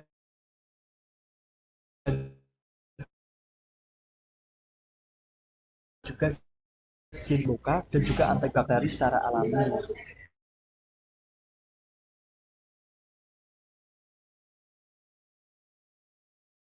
Nanopartikel zinc oxide berbasis mukus achatina fulvisa, musa paradisa, dan lain sebagainya. Di template ini bisa memahami bagaimana kita bisa menyusun ide secara baik dan benar. Nah, ini ada beberapa dua tips dari saya. Yang pertama, teman-teman gunakan kata pertama, eye-catching. Kata eye-catching itu apa? Tadi ada yang sempat menotis, oh kata-katanya itu susah dipahami Kak. Disebut dengan kata-kata eye-catching ataupun kata-kata yang tidak gitu. Yang kedua, ilmiah boleh. Bilingual, maksudnya bilingual itu apa? Tadi ini ada yang bilingual. Ada nggak ya? Oh nggak ada. Kalau bilingual itu tadi mobile application itu kan bilingual ya. Jadi kayak bahasa Inggris sama bahasa Indonesia. Yang seharusnya sebenarnya kita kalau memakai bahasa Indonesia itu bisa aplikasi mobile kayak gitu. Ataupun apa gitu. Jadi memakai bahasa Inggris seperti itu. Dan juga futuristik. Jadi lebih menggunakan bahasa-bahasa masa depan. Nah di sini teman-teman juga sudah saya cantumkan diksi-diksi akademik teknis yang menurut saya itu bisa menjadi eye-catching, mulai dari berbasis, terintegrasi, teroptimalisasi, terstandarisasi, terekskapulasi, terformulasi, termodifikasi. Banyak banget di sini teman-teman diksi akademik yang teman-teman bisa pakai, tapi harus disesuaikan dengan tujuan teman-teman gitu. Teman-teman mau mensintetiskan sesuatu, maka teman-teman bisa menggunakan tersintesis, atau teman mau melakukan aktivisasi tertentu, teman-teman bisa melakukan teraktivasi dan lain sebagainya. Nah, di sini teman-teman sudah konsep gagasannya seperti apa, lokasi opsional, metodenya seperti apa, tujuannya itu seperti apa, dan ayo teman-teman silahkan tuliskan hasilnya. Di bawahnya juga sudah ada beberapa tips dan juga diksi akademik yang teman-teman bisa pakai. Harapannya teman-teman itu bisa bermanfaat buat teman-teman seperti itu. Nah, sekarang kita move ya teman-teman ke pembahasan selanjutnya. Kalau judul kita sudah, harapannya teman-teman bisa benar-benar memahami, karena judul itu menurut saya eye-catching dan penting banget, karena ketika lombanya itu banyak peserta, terkadang itu kita nyeleksinya itu dari judul seperti itu teman-teman. Nah, ini ada beberapa framework teman-teman. Framework mulai dari template abstrak gitu ya. Nah, mungkin teman-teman ada yang bertanya, loh kok ada abstrak gitu ya? Bukannya kalau esai itu nggak ada abstrak, cuma latar belakang, pendahuluan, kesimpulan kayak gitu. Ada teman-teman. Jadi beberapa lomba, pernah sih satu lomba saya lomba esai itu menggunakan abstrak gitu. Teman-teman bisa menggunakan framework ini, semoga bermanfaat seperti itu teman-teman. Jadi di sini ada template abstrak, template latar belakang, hasil pembahasan, dan juga kesimpulan. Nah, sekarang kita akan membahas satu persatu, mulai dari abstrak terlebih dahulu. Nah, ini ada salah satu contoh teman-teman abstrak saya yang pernah mendapatkan medali emas dari Community Scientech lomba LIDM, lomba inovasi digital mahasiswa. Ini saya cantumkan teman-teman, semoga teman-teman bisa mendapatkan penggambaran lebih ya. Namun sebelumnya, apakah suara saya masih terdengar dengan jelas teman-teman? Atau patah-patah? Mungkin kalau ada kendala patah-patah atau apa, bisa langsung disampaikan ya teman-teman. Oke, jelas. Terdengar kok Kak. Oke, terima kasih. Oke, terima kasih banyak teman-teman responnya. Oke, kita lanjut ya teman-teman ke bagian abstrak gitu. Jadi abstrak itu ada beberapa hal yang teman-teman bisa masukkan. Yang pertama itu latar belakang, berisi latar belakang utama, dampak itu opsional, tapi perlu ada jika tidak masih terdapat space. Oh, ini sedikit tipe ya penulisan saya. Jadi ketika teman-teman merasa abstraknya itu masih banyak space, teman-teman tuh bisa masukkan. Tapi berhubung kemarin tuh Community Scientech itu sangat ketat terkait abstrak tuh hanya sekitar berapa ya, 250 kata atau enggak? Iya, 250 kata, maka itu hanya dapatnya segini teman-teman. Jadi untuk dampak sama tujuan penelitian itu tidak saya cantumkan. Tapi ketika teman-teman nanti kok ternyata nggak ada batasan, teman-teman bisa mencantumkan dampak gitu. Nah, di sini juga ada solusi masalah. Jadi solusi yang teman-teman tawarkan seperti apa? Ada tujuan penelitian, ada metode penelitian. Ini misalnya LKTI ya teman-teman. Jadi buat tambahan teman-teman, nanti kalau misalnya lomba LKTI itu pasti ada abstrak dan juga hasil harapan dan signifikasi kayak gitu. Nah, ini salah satu contoh abstrak yang menurut saya bisa teman-teman jadikan benchmarking ataupun perbandingan nanti ketika membuat abstrak. Ini bahasa Inggris ya teman-teman. Jadi saya membuat sebuah aplikasi berbasis AI seperti itu dan lain sebagainya gitu. Nah, mungkin teman-teman akan ternotis sama judulnya. Kok judulnya singkat banget Kak? Kok nggak sesuai sama yang kakak ajarin tadi gitu. Nah, karena teman-teman judul di lomba Community Scientech itu juga sangat terbatas. Jadi kemarin tuh kalau nggak salah hanya beberapa saja. Jadi yang awalnya panjang 20 gitu ya, saya benar-benar potong banget hasilnya seperti itu teman-teman. Jadi kalau teman-teman mungkin sedikit bertanya, itu ya alasannya. Nah, di sini ada abstrak, mulai dari pertama ini adalah permasalahan yang warna kuning, yang warna hijau itu adalah solusi yang saya tawarkan, yang warna biru itu adalah metodenya, yaitu menggunakan apa metodenya, yang terakhir itu adalah hasilnya gitu. Mungkin teman-teman bisa kalau mau lebih paham bisa melakukan translating gitu ya. Nah, selanjutnya teman-teman kita akan melakukan pembahasan mengenai template latar belakang. Nah, ini menurut saya juga sangat penting banget teman-teman. Di dalam Excel latar belakang itu sangat penting banget. Agar apa? Tadi value proposition point ataupun apa yang dirasakan juri itu akan terasa lebih wow, ini aplikasinya benar-benar besar ya, aplikasinya benar-benar bakal bermanfaat sih gitu. Misalnya aplikasi gitu. Kalau misalnya inovasi teman-teman bukan aplikasi ya misalkan konteksnya seperti itu. Nah, yang pertama tuh terkadang di latar belakang ataupun pendahuluan itu tidak lebih dari satu halaman gitu. Paragraf pertama itu ada latar belakang sama dampaknya seperti apa. Paragraf kedua itu solusi terdahulu sama kesenjangan. Paragraf ketiga itu inovasi sama harapan. Seperti latar belakang, masa depan laut Indonesia menghadapi ancaman serius akibat pencemaran mikroplastik. Mikroplastik merupakan partikel plastik yang diameternya berukuran kurang dari ini. Nah, ya wes, latar belakang secara umum seperti itu. Nah, di dampaknya teman-teman, sebenarnya ini inovasi saya yang mikroplastik tadi teman-teman. Nah, di dampaknya itu saya mencantumkan 3. Yang pertama dari aspek lingkungan, yang kedua dari aspek ekonomi, sama yang terakhir dari aspek kesehatan. Dan ini salah satunya yang saya cantumkan adalah dari aspek ekonomi. Nah, ini mari kita baca bareng-bareng. Dampak pencemaran mikroplastik juga mengancam kesejahteraan nelayan. Kontaminasi mikroplastik terhadap ikan hasil ilmu LIPI tahun 2021 itu yang berakibat pada melemahnya nilai jual gitu.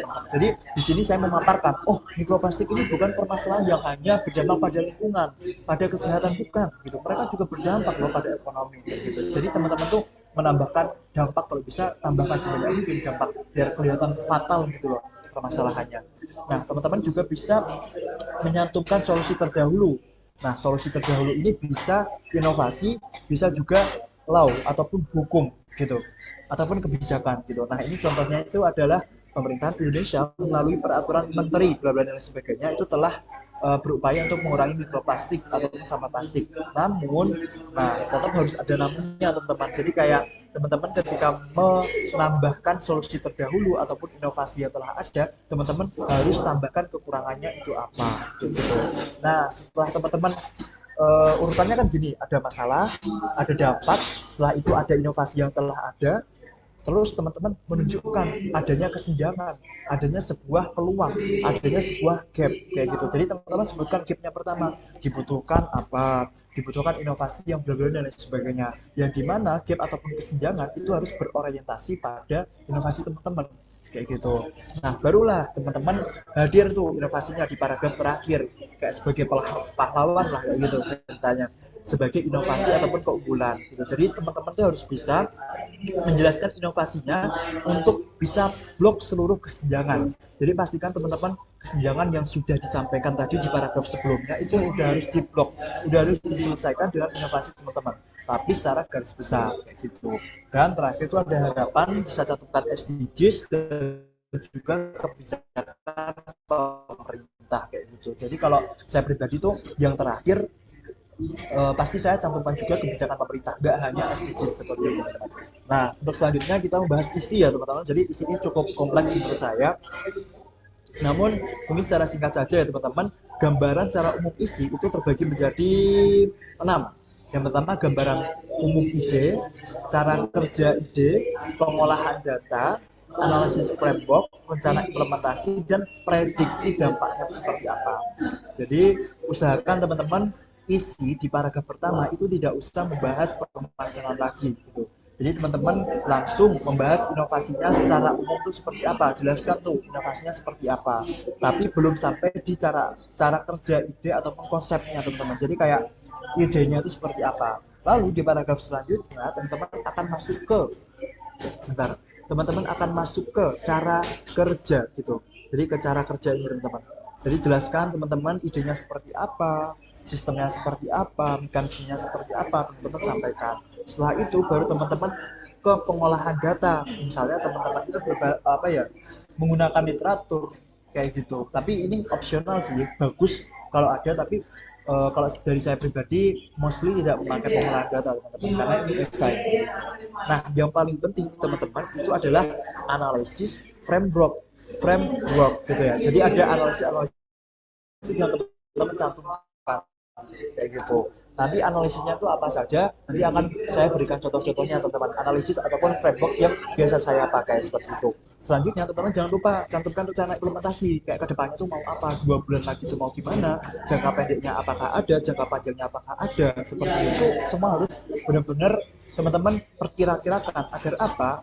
Agar juri itu mengira oh ide ini itu bukan hanya sekedar ide loh, tapi mereka juga benar-benar merancang agar ide ini benar-benar bisa diimplementasikan seperti itu. Nah, yang terakhir itu ada prediksi dampak. Contohnya seperti apa nanti di slide selanjutnya akan kita bahas ya teman-teman.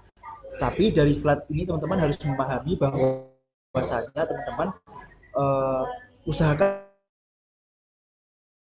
teman-teman di paragraf awal dijelaskan cara konsepnya. Jadi jangan sampai teman-teman tumpang tindih pembahasannya. Nanti membahaskan ide di awal-awal sudah dibahas, nanti di tengah-tengah dibahas lagi, di akhir nanti dibahas lagi, kayak gitu jangan. Kalau dari saya sendiri, secara mudahnya itu dibagi menjadi 3. Yang pertama itu ide, yang kedua analisis, yang ketiga itu prediksi dampak sama rencana implementasi. Gitu. Jadi semua ide teman-teman paparkan itu sudah clear di awal, tidak ada tumpang tindih di setelahnya seperti itu teman-teman. Nah, ini ada contoh teman-teman untuk analisis framework, nanti akan saya sampaikan setelah ini ya teman-teman. Ini ada contoh untuk rencana implementasi dan juga prediksi dampak gitu teman-teman. Ini rencana implementasi nih, misalnya tahun 1 prototipe,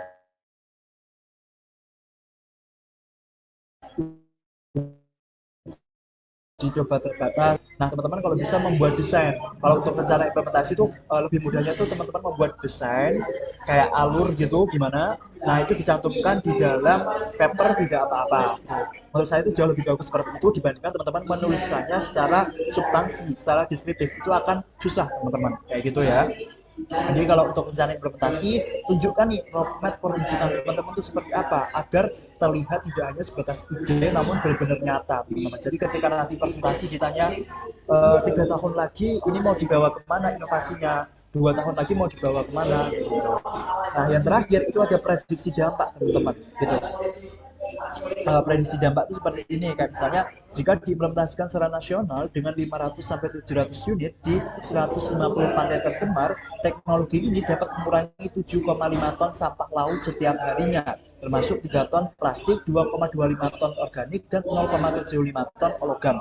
Dengan asumsi total sampah laut Indonesia mencapai 600 ton per tahun, berpotensi membersihkan 2.737 ton per tahun, dan lain sebagainya. Nah ini yang saya hijau ini menurut saya, yang kasih saya blok hijau ini menurut saya penting banget. Dengan dukungan kebijakan pengurangan sampah di hulu dapat mempercepat pemulihan laut Indonesia dalam waktu 15-20 tahun gitu.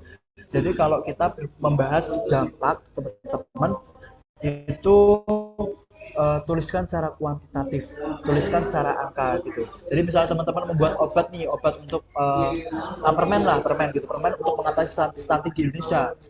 Apabila permen ini diproduksi sekitar sekian juta produksi dalam 1 hari, diprediksi akan dikonsumsi oleh 200 juta anak Indonesia misalnya gitu. Dan dalam 5-8 tahun stunting di Indonesia akan terselesaikan gitu. Ya udah, itu namanya asumsi kan teman-teman, tapi itu merupakan prediksi dampak dari kita.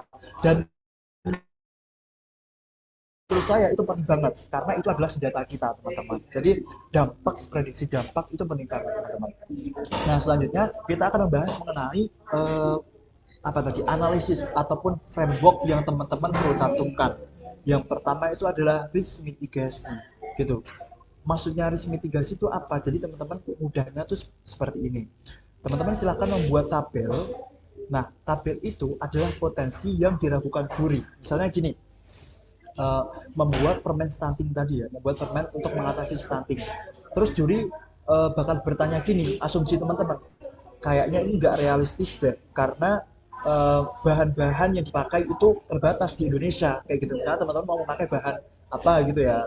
Nah, teman-teman jawab nih di dalam risk mitigasi. Jadi kayak jawab di sini. Jadi tabel ini itu tabel untuk menyelesaikan pertanyaan-pertanyaan juri yang dikarenanya itu bisa menjatuhkan inovasi kita gitu. Jadi kayak sebagai kita menjawab tapi tidak perlu bertemu secara langsung tapi dengan tabel seperti itu. Kayak misalnya saya dan teman saya waktu itu tuh sangat khawatir di stabilitas formulasinya gitu ya. Ini teman-teman di tabel ya, semoga kelihatan di stabilitas formulasi. Nah, di mana kayak saya tuh berdiskusi sama teman saya, kira-kira nih deterjen kita apakah deterjennya itu berbentuk pil ya teman-teman, apakah bakal tahan lama seperti itu, kayak gitu. Saya tuh takut juri itu berasumsi kalau ini deterjennya itu tidak bisa tahan lama karena berbentuk pil dan juga edible gitu. Nah, di sini kami menjawabnya dengan dikemas dalam bentuk pil padat, meningkatkan masa simpan dan menjaga stabilitas bahan aktif seperti papain hingga lebih dari 6 bulan, mencegah kontaminasi dan kontaminasi silang antar komponen. Jadi kayak segala keraguan kita ataupun segala asumsi kita yang itu akan diragukan, yang itu juri akan meragukan terkait inovasi kita, itu teman-teman tulis buat kayak tabel risk and mitigation. Jadi resikonya itu apa, teman-teman melakukan mitigasi seperti itu. Semoga bisa dipahami teman-teman. Nah, selanjutnya terkadang itu banyak orang itu meremehkan yang namanya keuangan, yang meremehkan yang namanya ekonomi.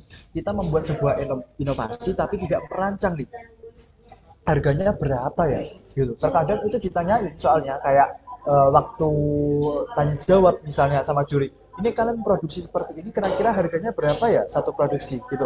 Kalau teman-teman belum siap berapa ya harganya gitu, itu kan juga akan jelek ya teman-teman. Jadi alangkah baiknya teman-teman sudah membuat tabel prediksi harga kayak gitu.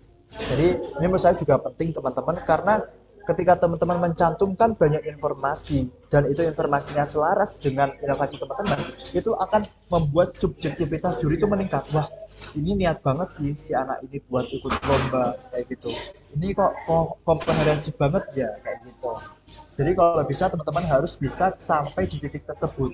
Ada tabel risk mitigation, ada analisis keuangan kayak gitu. Dan terakhir ada tabel komparasi. Apa sih yang dimaksud dengan tabel komparasi? Tabel komparasi adalah tabel di mana kita membandingkan inovasi kita. Jadi ini adalah inovasi saya teman-teman, Radvan, yang mendapatkan medali emas di kompetisi. Saya bandingkan dengan aplikasi yang telah ada di pasaran. Bagusan mana kayak gitu. Biar juri juga sekarang lihat, oh Radvan ternyata selengkap ini ya. Oh inovasi mahasiswa ini ternyata selengkap ini ya kayak gitu. Ini sekaligus merujukkan inovasi teman-teman kayak gitu. Jadi teman-teman jangan lupa kalau di paper itu cantumkan 3 hal ini yang saya sarankan. Yang pertama, risk mitigation, formatnya bebas, boleh tabel atau apa. Kalau bisa rancangan keuangan juga udah ada, sama yang terakhir tabel komparasi. Tapi misalnya invest itu terbatas banget teman-teman. Teman-teman bisa mencantumkannya di dalam lampiran seperti itu. Jadi tidak harus masuk ke dalam hasil pembahasan, tapi kalau masuk alhamdulillah, tapi kalau misalnya nggak masuk karena udah full, teman-teman bisa mencantumkan di lampiran seperti itu. Nah, selanjutnya teman-teman kita akan next ke pembahasan selanjutnya. Harapannya teman-teman untuk analisisnya ini udah paham ya teman-teman. Jadi analisis itu adalah proses kita untuk menganalisis inovasi kita seperti itu. Nah, untuk selanjutnya kita akan masuk ke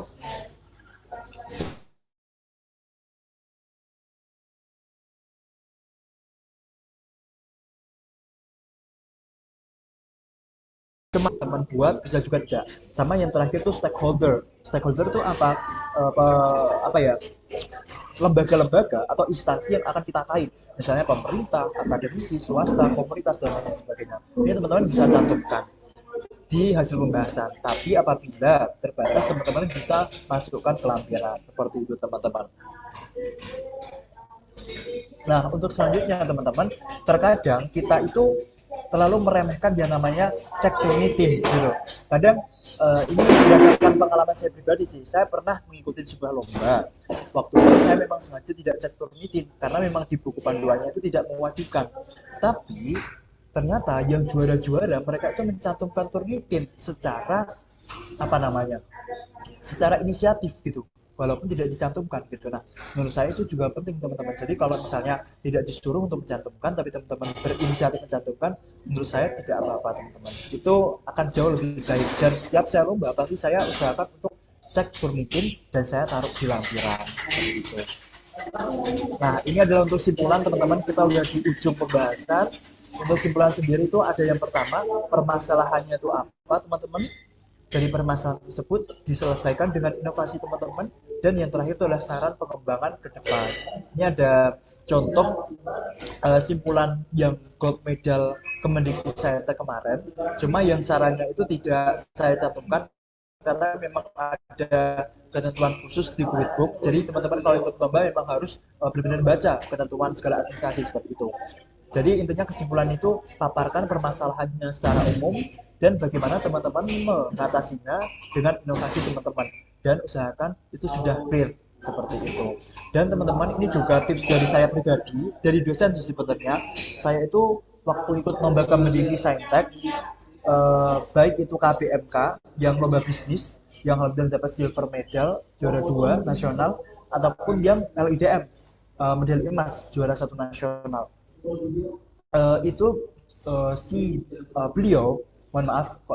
Beliau itu selalu mengatakan usahakan daftar pustaka itu minimal 20 seperti itu, dan itu saya lakukan teman-teman, dan alhamdulillah so far saya mengikuti 2 perlombaan Kemendikbud Saintek dan semuanya tembus medal semua teman-teman, tentunya atas izin Allah dan juga karena kerjasama tim dan juga dukungan dari universitas seperti itu. Nah, mungkin ini juga ada tips yang bisa saya sampaikan ke teman-teman.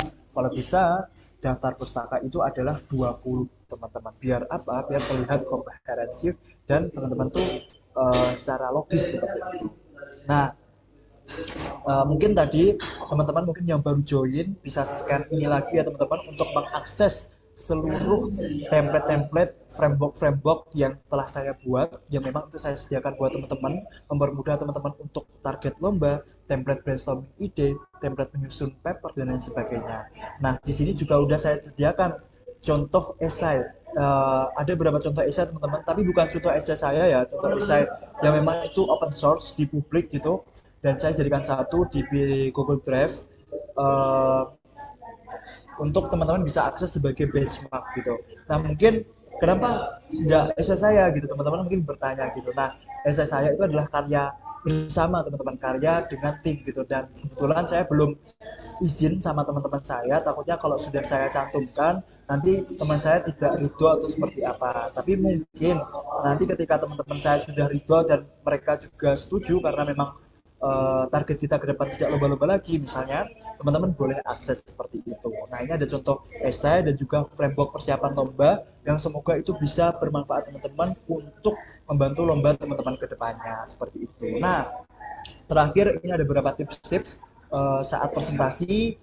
Usahakan teman-teman itu saat presentasi itu semangat, body language-nya juga dapat, transisi atau mobile perpindahan itu jangan sampai mengganggu juri. Misalnya teman-teman pindah kanan kiri depan belakang itu jangan sampai mengganggu juri teman-teman, karena itu penting banget. Boleh Kak, makasih Kak ya. Terus yang kedua ada hook ataupun pancingan. Kak, yang ini jangan Kak. Ya, makasih Kak ya. Mohon maaf teman-teman. Terus lanjut, usahakan selalu senyum. Jadi misalnya nih yang presentasi senyum, yang tidak presentasi tetap senyum gitu. Jadi dalam kondisi siap dan juga kondisi senyum gitu. Jadi usahakan presentasi itu benar-benar energik, kompak, ada yel-yel, itu akan jauh lebih bagus. Yang terakhir, usahakan teman-teman membawa prototipe. Kalau misalnya tidak ada, membawa desain. Kalau nggak ada, di print aja kayak gitu. Walaupun itu cuma desain gitu. Terus bawa ice banner meskipun tidak disuruh, inisiatif kayak gitu. Demonstrasi apabila teman-teman memang alatnya sudah ada, dan outfit, usahakan outfitnya sama, misalnya putih-putih, pakai batik-batik, pakai udeng misalnya teman-teman mau punya udeng gitu, atau pakai apa yang itu menciri khaskan satu tim teman-teman kayak gitu. Bahkan yang lomba mikroplastik itu teman-teman yang saya juara satu itu, saya itu benar-benar sampai bawa sampel air got, bawa sampel air mikroplastik, bawa botol-botol gitu sampai kayak infografis yang menunjukkan kalau mikroplastik ini bahaya gitu. Sampai bawa balon-balon juga itu karena kita memang disediakan stand waktu itu. Jadi kita menghias, tim-tim lain juga menghias gitu, tapi kita ada perbedaan sendiri gitu. Jadi kayak kita benar-benar membawa sesuatu yang berbeda banget karena orang lain tuh mungkin es banner terus kayak print-printan gitu, tapi kita benar-benar membawa kayak sampah yang benar-benar kita jadikan sampel, itu kita benar-benar bawa kayak gitu teman-teman. Jadi usahakan kalau presentasi itu totalitas gitu agar ya udah misalnya kita pun kalah tidak apa-apa, tidak ada rasa kecewa kayak gitu. Nah, selanjutnya ini ada beberapa benchmarking ataupun perbandingan PPT gitu. Menurut teman-teman mungkin akan terkesan BB aja gitu ya. PPT itu nggak terlalu urgent gitu. Jangan ya teman-teman, PPT itu justru paling urgent di tahap presentasi penentuan juara. Bayangkan teman-teman ketika PPT teman-teman tuh seperti ini, pin, terlalu banyak animasi, mungkin di usia kita, di usia remaja itu sangat eye-catching seperti itu. Tapi yang jauh lebih bagus itu adalah PPT yang formal kayak gitu. Jelas latar belakangnya ada, hasil pembahasan ada, analisis ada, simpulan ada. Jadi usahakan PPT itu jangan too much desain dan juga lebih mudah dipahami apalagi juri-jurinya itu tua. Nah, terus untuk presentasi teman-teman jangan selalu menghadap layar. Jangan. Teman-teman harus bisa menghadap juri. Kalau misalnya online pun teman-teman harus dalam keadaan kondisi siap. Jadi kayak benar-benar setengah ini seperti saya memaparkan teman-teman ini. Jadi benar-benar center tengah, nggak miring seperti ini, atau terkadang tuh ada yang cuma gini teman-teman kayak seperti ini. Nah itu jangan sampai ya teman-teman. Jadi teman-teman harus dalam kondisi siap gitu, karena kalau teman-teman tidak kondisi siap, juri pun menilai juga tidak dalam kondisi yang senang seperti itu. Nah mungkin yang terakhir sedikit motivasi. Semoga ya teman-teman bisa menangkap. Kalau tidak bisa menangkap nggak apa-apa, karena kita masih proses belajar. Boleh teman-teman DM saya ataupun kita koneksi gitu, tanya-tanya, sharing-sharing, diskusi bersama boleh gitu. Nah tapi ketika teman-teman di sini misalnya kok masih merasa kayak masih belum yakin buat bisa menjadi juara, kayak teman-teman ngerasa aku dulu SMA tidak pernah ikut lomba, sama teman-teman saya SMA mondok 6 tahun gitu, jarang sekali ikut lomba gitu. Saya SMA tidak aktif, sama teman-teman, aku dulu bingung cari idenya, nggak ada pengalaman, sama. Terus kayak banyaklah teman-teman yang overthinking kan. Saya yakin teman-teman merasa di posisi seperti ini gitu. Dan tidak apa teman-teman, karena ini normalnya manusia itu seperti ini gitu. Nah, apa yang perlu kita lakukan ketika kita berada di posisi seperti ini? Yang perlu kita lakukan adalah cukup satu, growth mindset gitu. Growth mindset itu seperti apa teman-teman? Growth mindset itu adalah ketika kita membuka segala potensi kita. Kita yakin bahwa kita mau belajar. Misalnya, saya yakin bisa berprestasi, saya yakin bisa dapat IPK 4, saya yakin bisa juara lomba meskipun saya belum punya pengalaman, saya yakin bisa belajar, saya perlu gagal untuk belajar dan lain sebagainya. Karena growth mindset itu sangat perlu teman-teman buat kita belajar. Bayangkan teman-teman, growth mindset dan fixed mindset itu seperti lingkaran ini. Ketika fixed mindset itu adalah lingkaran yang benar-benar tertutup.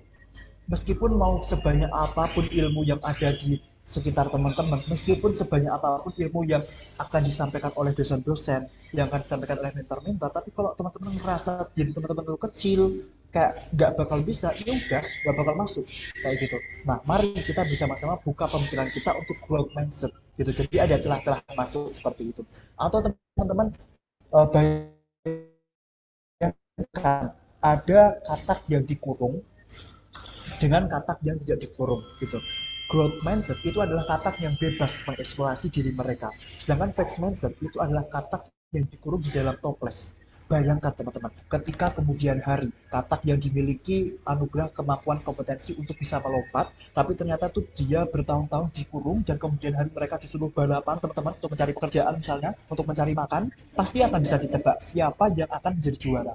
Tentu adalah katak yang tidak dikurung sama sekali, karena mereka tetap bisa latihan lompat-lompat dan lain sebagainya. Begitu juga dengan teman-teman, jangan sampai teman-teman memiliki potensi, teman-teman mengurung potensi itu, karena kemudian ketika teman-teman pengen mendaftar kerja, teman-teman pengen mendapatkan gaji banyak, teman-teman pengen exposure, teman-teman pengen teman-teman pengen bahagia, teman-teman juga akan kesusahan sendiri. Di mana letak kebahagiaan saya dan lain sebagainya. Jadi masa-masa mahasiswa, masa-masa SMA itu adalah masa-masa kita untuk belajar bersama. Jadi tidak perlu ada yang minder dan lain sebagainya. Karena dalam Islam pun teman-teman kita dituntut untuk selalu belajar sampai akhir hayat kita. Seperti itu. Nah, mungkin ini kata-kata dari saya. Keberanian untuk mencoba adalah langkah pertama menuju perubahan nyata, gitu teman-teman. Jadi teman-teman perlu berani terlebih dahulu, teman-teman perlu praktek terlebih dahulu, teman-teman perlu konsisten terlebih dahulu.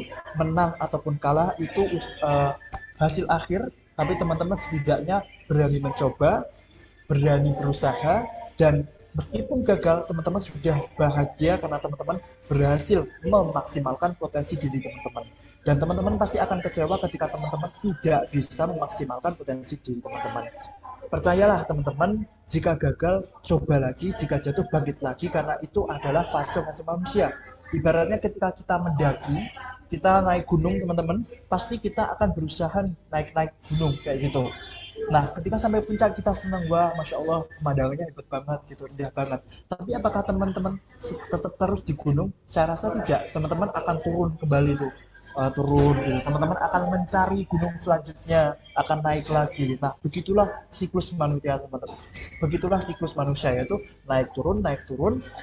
Nah, maka gagal itu adalah makanan sehari-hari kita teman-teman. Yang penting apa? Bagaimana kita menyikapinya, bagaimana kita mengevaluasi, bagaimana ketika kita gagal kita bangkit lagi dan bangkit lagi gitu. Nah, terakhir motivasi bagi saya teman-teman, mungkin ini juga semoga bisa memotivasi teman-teman. Ini adalah salah satu prinsip yang selalu saya pegang dari semester 1 hingga semester ini. Prinsipnya berkata seperti ini teman-teman, percayalah teman-teman, meski gagal dalam latihan, latihan tidak akan pernah gagal dalam melatih teman-teman. Meskipun teman-teman gagal berkali-kali dalam lomba, justru kegagalan tersebutlah yang membentuk diri teman-teman bisa berdiri hingga saat ini. Jadi teman-teman, jangan patah semangat, terus latihan, terus mencoba, karena setiap kegagalan itu akan yang membentuk diri saya pribadi. Saya bisa sampai sejauh ini seorang lulusan pondok pesantren teman-teman, nol pengalaman sama sekali tulis menulis, dan saya belajar dari kegagalan, dan benar teman-teman, kegagalan itulah yang membentuk diri saya hingga saya bisa menjadi diri saya saat ini. Mungkin itu teman-teman yang bisa saya sampaikan. Itu ada sedikit framework persiapan lomba tadi ya teman-teman, yang mungkin masih belum sempat. Ada juga scanan contoh esai yang teman-teman juga misalnya belum sempat. Saya akhiri teman-teman.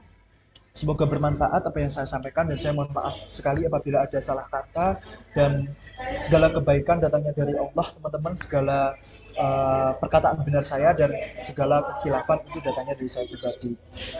Saya akhiri teman-teman. Wassalamualaikum warahmatullahi wabarakatuh. Saya kembalikan kepada MC. Terima kasih banyak. Waalaikumsalam. Wah, keren banget. Coba minta reaksinya dong teman-teman. Bahkan aku juga sampai bersemangat buat ikut lomba habis ini. Wow. Oke, jadi karena udah lihat ya penyampaian materi yang sangat amat daging malam ini, jadi kita langsung lanjut aja ke sesi tanya jawab. Nah, buat teman-teman yang masih pengen tanya-tanya buat Kak Pradana, boleh tinggal tinggal raise hand aja atau tulis pertanyaannya di kolom komentar. Oke. Baik, ini ada pertanyaan dari Samer Celio. Boleh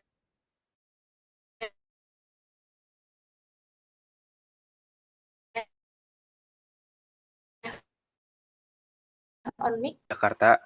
Aku ingin bertanya tentang esai, tapi konteksnya sedikit berbeda. Jadi, yang pertama itu, kalau esai untuk seleksi jalur ketua OSIS di PTN seperti di IPB, apakah pendekatan lebih mirip seperti esai lomba atau lebih ke esai reflektif gitu, Kak? Lalu yang kedua, dalam esai yang kayak gini nih, biasanya tuh bagian mana yang dinilai paling kuat gitu? Entah itu cerita pengalamannya, ataupun dampak programnya, ataupun refleksi pribadinya gitu. Soalnya saya sedang menyiapkan esai untuk jalur ini, Kak. Oke, terima kasih untuk Kak Samer Celio. Untuk Kak Pradana, apakah mau ditampung dulu atau mau langsung dijawab? Mungkin satu pertanyaan lagi Kak, satu pertanyaan lagi. Oke, selanjutnya ada yang mau resen dulu? Kita dahulukan yang resen dulu ya. Untuk Kak Willy, silahkan on mic. Oke, baik. Apakah suara saya terdengar jelas? Sudah terdengar jelas. Oke, baik. Bismillahirrahmanirrahim. Assalamualaikum warahmatullahi wabarakatuh. Selamat malam. Terima kasih atas kesempatan yang telah diberikan. Jadi, perkenalkan nama saya Wilis Adati Bramudi. Saya dari Fakultas Kedokteran Gigi Universitas Syah Kuala. Jadi, saya ingin bertanya terkait perumusan judul esai dan penilaian inovasi dalam esai yang beberapa slide sebelumnya sudah dijelaskan oleh Mas Pradana. Nah, jadi pertanyaan saya cukup kompleks, tapi akan saya kerucutkan. Jadi saya pernah ikut lomba esai inovasi sosial gitu. Jadi dia itu kayak kita buat suatu em, inovasi yang dimana saya menyusun dua alternatif judul. Jadi judul yang pertama itu adalah judul yang menonjolkan sistem kotak curhat dan peran guru BK di situ. Nah, satu lagi itu menggunakan pendekatan model intervensi psikopedagogis. Nah, tapi saya masih cukup bingung gitu dalam menyeimbangkan antara judul yang bersifat konkret dan judul yang lebih ke konseptual gitu. Jadi, pertanyaannya adalah dalam konteks penilaian lomba esai, menurut Mas Pradana, judul mana yang lebih kuat dalam membangun persepsi awal juri terhadap judul tadi itu di antara yang lebih mengutamakan konkret atau judul yang lebih ke konseptual. Nah, mungkin pertimbangan utama juri itu seperti apa? Gitu aja. Terima kasih. Oke, terima kasih banyak Kak Willy atas pertanyaannya. Untuk Kak Pradana, dipersilakan.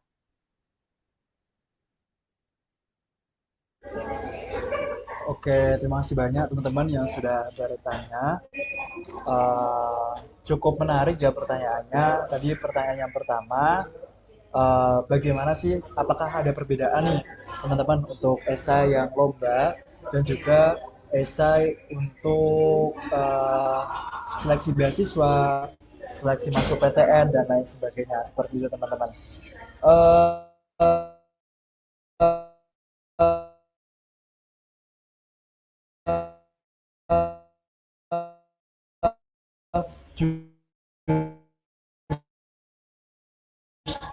itulah esai untuk menjelaskan pribadi kita, kenapa kita cocok nih cocok terhadap instansi ataupun lembaga yang pengen kita daftarkan gitu. Nah, menurut saya pribadi teman-teman, yang bisa teman-teman lakukan secara garis besar ya, ini tadi ya yang bertanya Samer Kelito Atara itu kalau nggak salah. Kebetulan saya juga awardee 2 beasiswa, dan itu yang saya lakukan ketika saya menulis paper esai yang tidak inovasi tapi untuk beasiswa, untuk program-program tertentu, atau misalnya teman-teman juga mau ikut organisasi. Yang saya lakukan itu strukturnya cuma mudah. Yang pertama itu 4, strukturnya itu 4. Yang pertama, disingkatnya itu adalah PREP teman-teman. PREP, point, reason, example. Ini menurut saya pribadi, sebenarnya PREP ini sendiri itu adalah salah satu ajaran dari psikologi, gimana kita menyampaikan statement. Tapi menurut saya pribadi, menulis itu juga merupakan statement kita, bagaimana kita ngobrol dengan orang tapi tidak secara langsung, seperti itu. Nah, dengan metode PREP yang saya lakukan, tadi ya teman-teman, PREP pertama itu point ataupun isinya itu apa. Yang kedua reason, alasannya itu apa. Terus example tuh contoh-contohnya tuh seperti apa. Dan yang terakhir itu point lagi, jadi kayak mempertegas. Jadi kayak ibaratnya itu segitiga tapi lancip lagi bawahnya, seperti itu. Nah, misalnya tadi teman-teman mau mendaftar beasiswa, teman-teman perlu mau mendaftar perkuliahan gitu. Teman-teman perlu mencari tahu si universitas itu pengennya itu mahasiswa yang seperti apa, kayak gitu. Itu pasti banget. Nah, dari situ misalnya nih teman-teman tahu, oh Universitas Negeri Malang misalnya ya, saya pernah juga dapat golden ticket teman-teman di Universitas Negeri Malang saat SMA, dan ini juga saya praktekkan. Jadi waktu itu saya tahu Universitas Negeri Malang itu mencari orang-orang yang mau aktif ketika menjadi mahasiswa, baik itu organisasi maupun aktif lomba. Oke, saya tahu nih arahnya Universitas Negeri Malang mencari mahasiswa yang aktif lomba dan juga aktif organisasi. Jadi poinnya yang pertama adalah tunjukkan kalau teman-teman itu tertarik lomba dan juga organisasi dengan menjadikan Universitas Negeri Malang itu pilihan teman-teman kayak gitu. Nah, habis poin pertama ini tadi karena tadi prep, poin pertama ada reason, ada alasannya. Sebutkan alasan teman-teman, bebas alasannya itu apa. Mungkin dari pribadi melihat Universitas Negeri Malang itu bagus atau alasan lain eksternal internal dan lain sebagainya. Sampaikan teman-teman. Nah, setelah reason tadi ada example. Berikan contoh-contoh pengalaman teman-teman misalnya SMA. Saya pernah menjadi ketua OSIS misalnya, tapi jangan sampai di titik yang teman-teman bohong. Bukan bohong sih, sombong gitu. Tetap dalam koridor yang halus seperti itu. Tadi kayak teman-teman menyampaikan example pengalaman teman-teman, prestasi teman-teman, dan teman-teman menyimpulkan lagi P terakhir yaitu poin lagi. Poinnya itu apa? Dari seluruh yang telah saya sampaikan, saya sangat bersedia untuk di Universitas Negeri Malang, bla bla dan lain sebagainya. Jadi kalau tadi misalnya pertanyaan adalah apakah berbeda dengan esai lomba? Jelas berbeda banget esai lomba dengan esai beasiswa dan lain sebagainya. Karena kalau esai lomba fokusnya untuk menyelesaikan berbagai masalah, menyelesaikan sebuah permasalahan dengan inovasi kita. Kalau esai beasiswa, esai organisasi itu adalah memperkenalkan diri kita. Apakah diri kita tuh layak sesuai kebutuhan dengan mereka. Nah, kalau saran saya, tips dari saya, lakukan metode prep, yaitu poinnya itu apa, R, reasonnya itu apa, alasan teman-teman, itu poin tadi itu sesuai dengan diri teman-teman, example, tunjukkan berbagai pengalaman teman-teman, tunjukkan berbagai kemampuan teman-teman, tapi jangan sampai menyentuh koridor sombong. Sama yang terakhir P, poin lagi kayak gitu tuh. Simpulkanlah dari semua itu bahwasanya teman-teman komitmen gitu, mau bla bla dan lain sebagainya. Nah, secara pengalaman saya pribadi untuk mendaftar organisasi, untuk mendaftar lomba, bukan lomba sih, untuk mendaftar beasiswa dan lain sebagainya, saya selalu menggunakan metode tersebut agar kepenulisan esai saya lebih terstruktur gitu. Tapi ini kembali lagi nih kepada teman-teman, karena masing-masing orang itu memiliki personalisasi ataupun preferensi masing-masing. Mungkin ketika teman-teman tanya kepada mentor-mentor lain yang itu pernah lolos beasiswa, akan disarankan yang berbeda, tidak apa-apa gitu. Karena memang orang itu memiliki preferensi masing-masing. Kalau preferensi dari saya memakai metode tadi teman-teman. Nah, semoga menjawab. Apakah tadi menjawab Kak siapa tadi? Kak Samarselio, apakah sudah terjawab pertanyaannya? Sudah, Kak. Terima kasih banyak, Kak. Oke, sama-sama. Oke, untuk selanjutnya kita semoga lancar ya Kak Samer Kelio Atara untuk mengejar kampus impiannya seperti itu. Untuk selanjutnya pertanyaan dari Kak Willis ya, Willis Azati Pramukti tadi dari USK kalau tidak salah. Tadi ada pertanyaan yang cukup bagus ya teman-teman. Apakah judulnya itu perlu konseptual ataupun konkret seperti itu? Nah, mungkin saya ingin make sure lagi nih, maksudnya judul yang konseptual itu seperti apa, judul konkret itu seperti apa, agar kita benar-benar satu pemahaman seperti itu. Mungkin Kak Willis bisa diskusi gitu Kak, menurut Kak Willis yang Kak Willis maksud judul konseptual itu seperti apa, judul apa tadi yang konkret itu seperti apa gitu. Halo ya. Ya baik, sedikit jelasin menjadi maksud pertanyaan saya antara judul yang lebih ke konkret atau yang ke konseptual. Jadi kalau berdasarkan pengalaman yang pernah saya ikutin beberapa kali ikut esai ya, yang maksud konkret itu lebih ke ini sih, gimana kita menonjolkan alat atau suatu sistem gitu, inovasinya. Nah kalau misalnya yang konseptual itu lebih ke model atau pendekatan kita yang kita terapkan di esai kita melalui judul itu tadi. Yang lihat di Oh judul. iya, paham. Oke, baik. Oke, nah jadi izin menjawab ya Kak Willis. Nah, ini tadi saya memastikan ulang kenapa teman-teman, karena terdapat sedikit perbedaan pendapat gitu. Karena kalau menurut pemahaman saya pribadi, karena orang memiliki pemahaman masing-masing ya. Jadi kalau untuk mengurangi miskomunikasi, jadi alangkah baiknya kita untuk memastikan gitu. Kalau judul konseptual itu biasanya judulnya itu terlalu umum teman-teman. Kayak misalnya mewujudkan OSIS yang berkualitas dan berintegritas seperti itu. Nah, itu kan konseptual banget tuh. Nah, kalau judul konkret itu terkadang tuh biasanya kayak eh, program Jumat bersih apa-apa kayak gitu. Itu adalah salah satu contoh judul konkret gitu. Tapi kalau judul konseptual itu masih umum banget kayak gitu.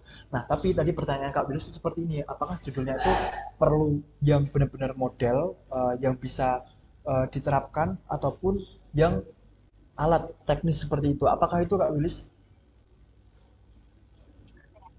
Eh, ini Kak, kalau yang konkret tadi kan lebih ke alat atau sistem yang kita Ya. kasih. Nah, terus kalau misalnya yang konseptual itu lebih ke model atau pendekatan yang kita berikan. Oh ya, paham paham paham. Heeh.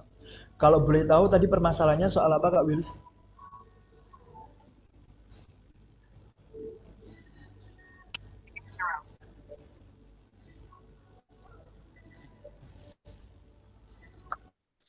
Maaf Kak, tadi ada adik saya. Terkait tadi pertanyaannya apa?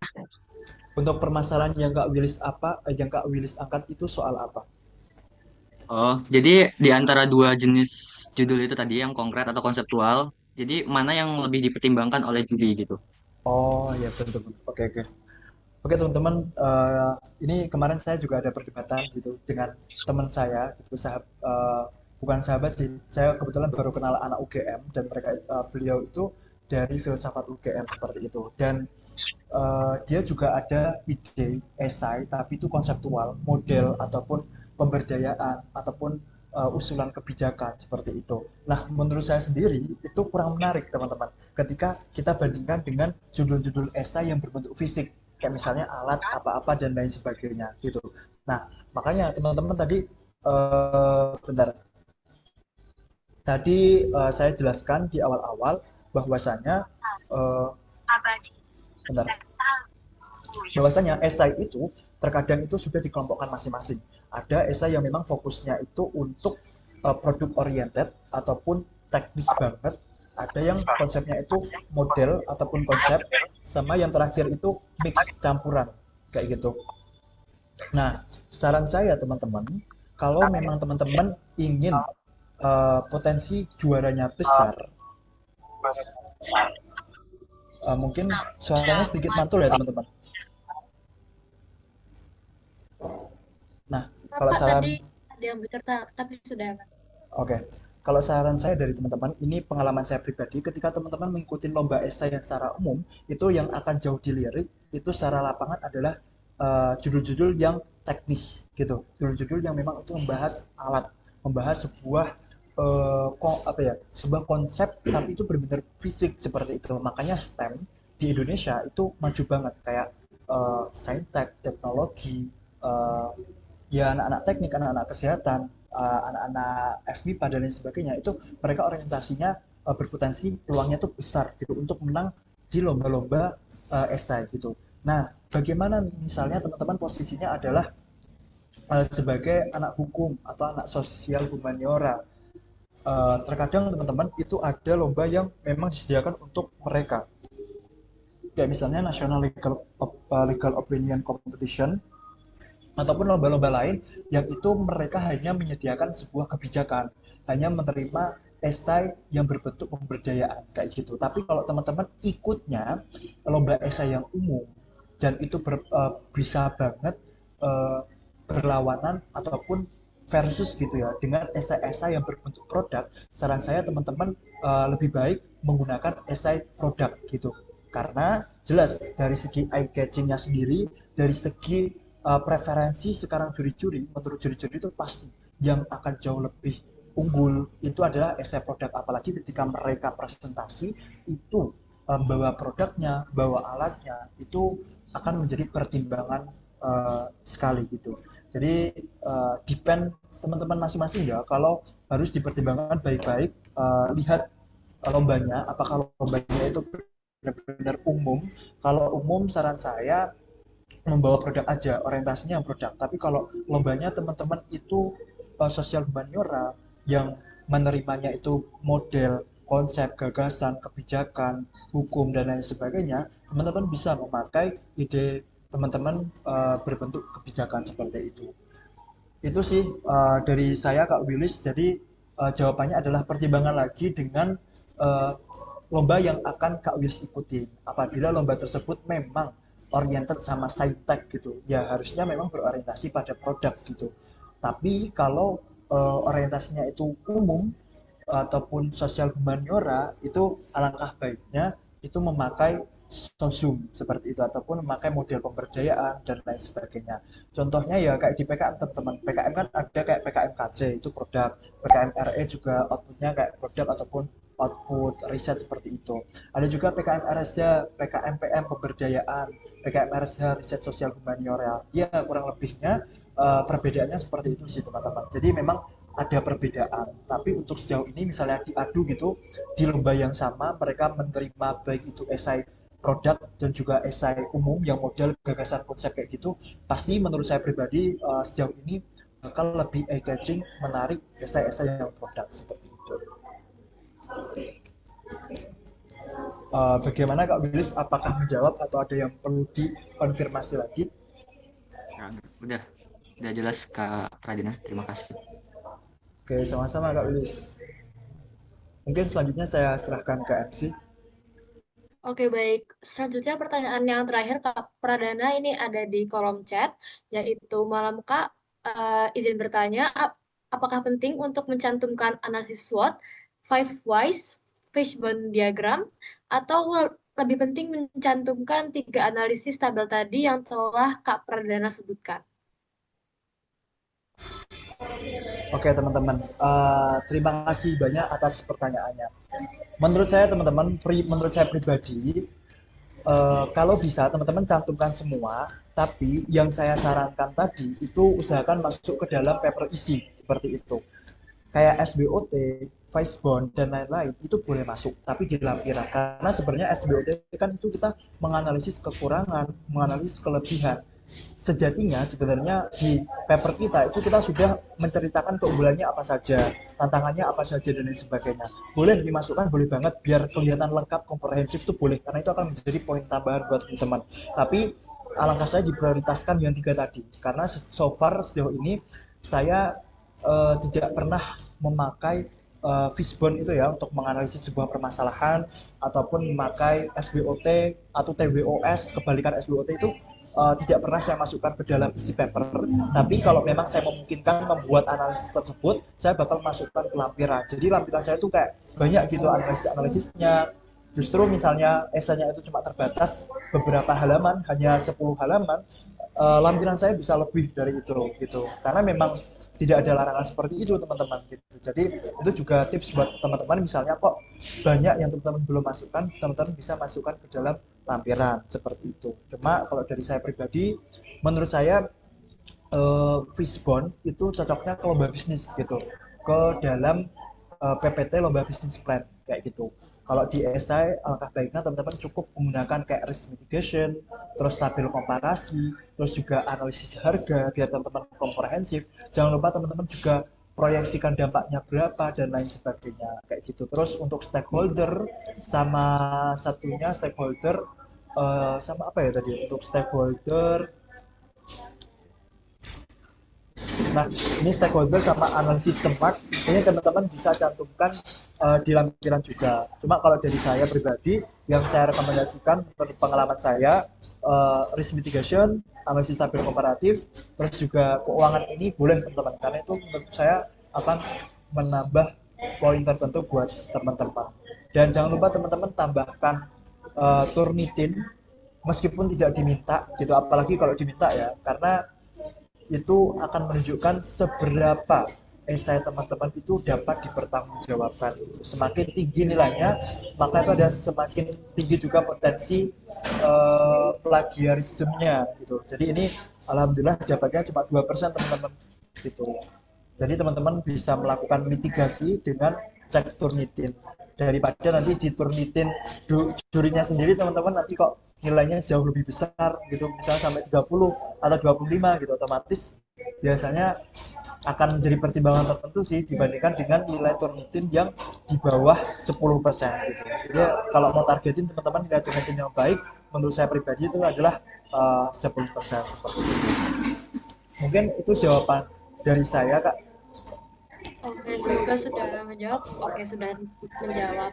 Dan ini ada terakhir lagi, Kak. Kayaknya pertanyaan make sure dari Kak X. Jadi berarti sosial humaniora itu judul esainya konseptual ya. Terus kalau esai produk itu judulnya konkret. Juga judul itu berarti kita udah pernah nyoba alat atau suatu hal yang kita bahas atau kita coba gitu. Oke, terima kasih banyak.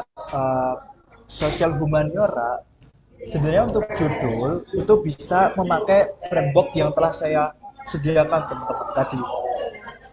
Judulnya konseptual enggak, kalau judul perbedaan konseptual sama judul konkret secara teori itu gini, judul konseptual itu secara umum kayak mendobrak potensi kinerja OSIS tahun 2025 gitu. Nah, judul konkretnya itu lebih spesifik. Ada program kerja yang namanya Jumat bersih, ada program kerja yang namanya sedekah tiap hari Jumat dan lain sebagainya. Itu adalah judul-judul konkret gitu. Jadi lebih spesifik.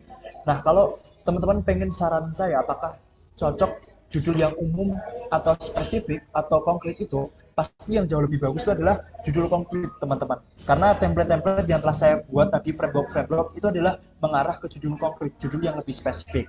Nah, tapi ini pertanyaannya adalah sosial humanera itu judulnya konseptual ya Kak? Tidak, bisa juga judulnya konkret gitu. Kalau esai produk itu judulnya konkret, tidak juga gitu. Jadi tergantung, sosial humanera itu bisa memiliki judul konkret juga konseptual, produk pun juga bisa konkret dan juga konseptual, tergantung teman-teman mau memakai judul seperti apa. Tetapi kalau teman-teman menggunakan template ataupun framework yang telah saya buat tadi untuk pembuatan judul, itu orientasinya sudah ke judul konkret teman-teman, ataupun judul yang spesifik. Nah, untuk selanjutnya, untuk judul itu berarti kita udah pernah nyoba alat atau suatu hal yang kita bahas ya Kak? Tidak teman-teman, karena ini esai itu tidak perlu teman-teman uji cobakan, tidak perlu teman-teman teliti. Esai itu baru gagasan. Teman-teman punya masalah, permasalahannya misalnya stunting, MBG, makan gizi gratis, banyak anak-anak yang keracunan. Gimana teman-teman menyelesaikan permasalahan tersebut gitu. Kalau sosial humaniora mungkin melakukan pelatihan kepada para pemasak atau para pegawai di MBG gitu ya. Tapi kalau misalnya saintek gitu ataupun produk, teman-teman membuat alat deteksi apakah alatnya ini apakah alatnya ini bisa mendeteksi makanannya ini sehat atau tidak dikonsumsi kayak gitu. Ya, sebatas itu teman-teman. Jadi gagasan itu, esai itu adalah gagasan kita, tidak perlu diujikan. Kalau LKTI itu wajib teman-teman. Teman-teman kayak cari, teman-teman kayak ujikan apakah benar alatnya efektif atau tidak, itu kalau lomba karya tulis ilmiah. Tapi kalau teman-teman sebatas esai, teman-teman boleh menggagas sekreatif mungkin, asalkan itu realistis dan bisa teman-teman jawab. Misalnya ditanya oleh juri ini gimana, ini gimana, ini gimana, teman-teman bisa jawab. Mungkin itu sih teman-teman dari saya, semoga menjawab. Oke, terima kasih Kak Pradana. Untuk Kak X, apakah sudah terjawab pertanyaannya? Oke, oke, alhamdulillah. Oke, karena waktu sudah menunjukkan pukul 20.30, apabila masih ada yang ingin ditanyakan, bisa langsung kontak ke Kak Pradana tadi, bisa ke LinkedIn dan juga ke Instagramnya Kak Pradana. Oke, baik. Selanjutnya kita ke susunan acara selanjutnya, yaitu penyerahan sertifikat kepada Kak Pradana. Untuk operator,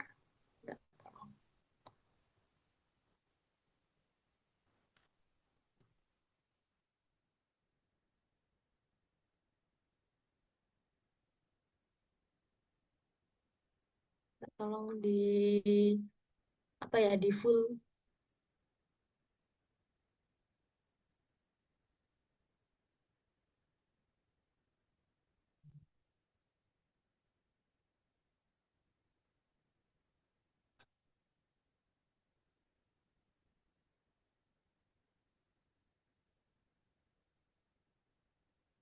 Apakah ada kendala?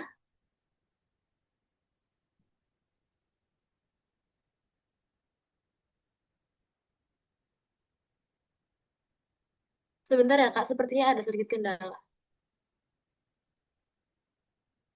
Dan buat teman-teman diharapkan untuk jangan meninggalkan Zoom dulu karena habis ini masih ada sesi game sekaligus nanti di akhir baru ada absensi untuk syarat dari sertifikat.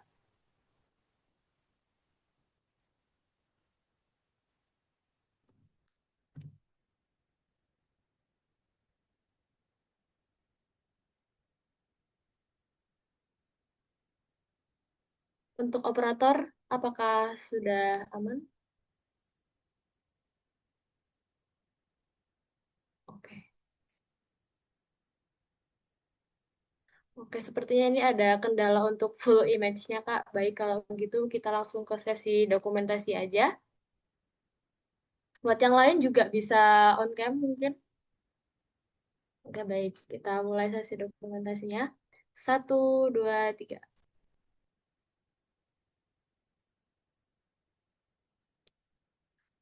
Baik, sekali lagi. Satu, dua, tiga.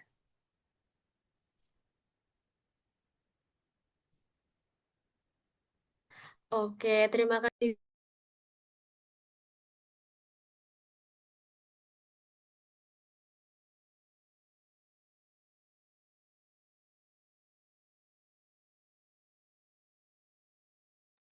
Oke, mohon maaf. Eh, Terima kasih banyak kepada Kak Pradana atas waktu ilmu yang telah diberikan pada malam hari ini.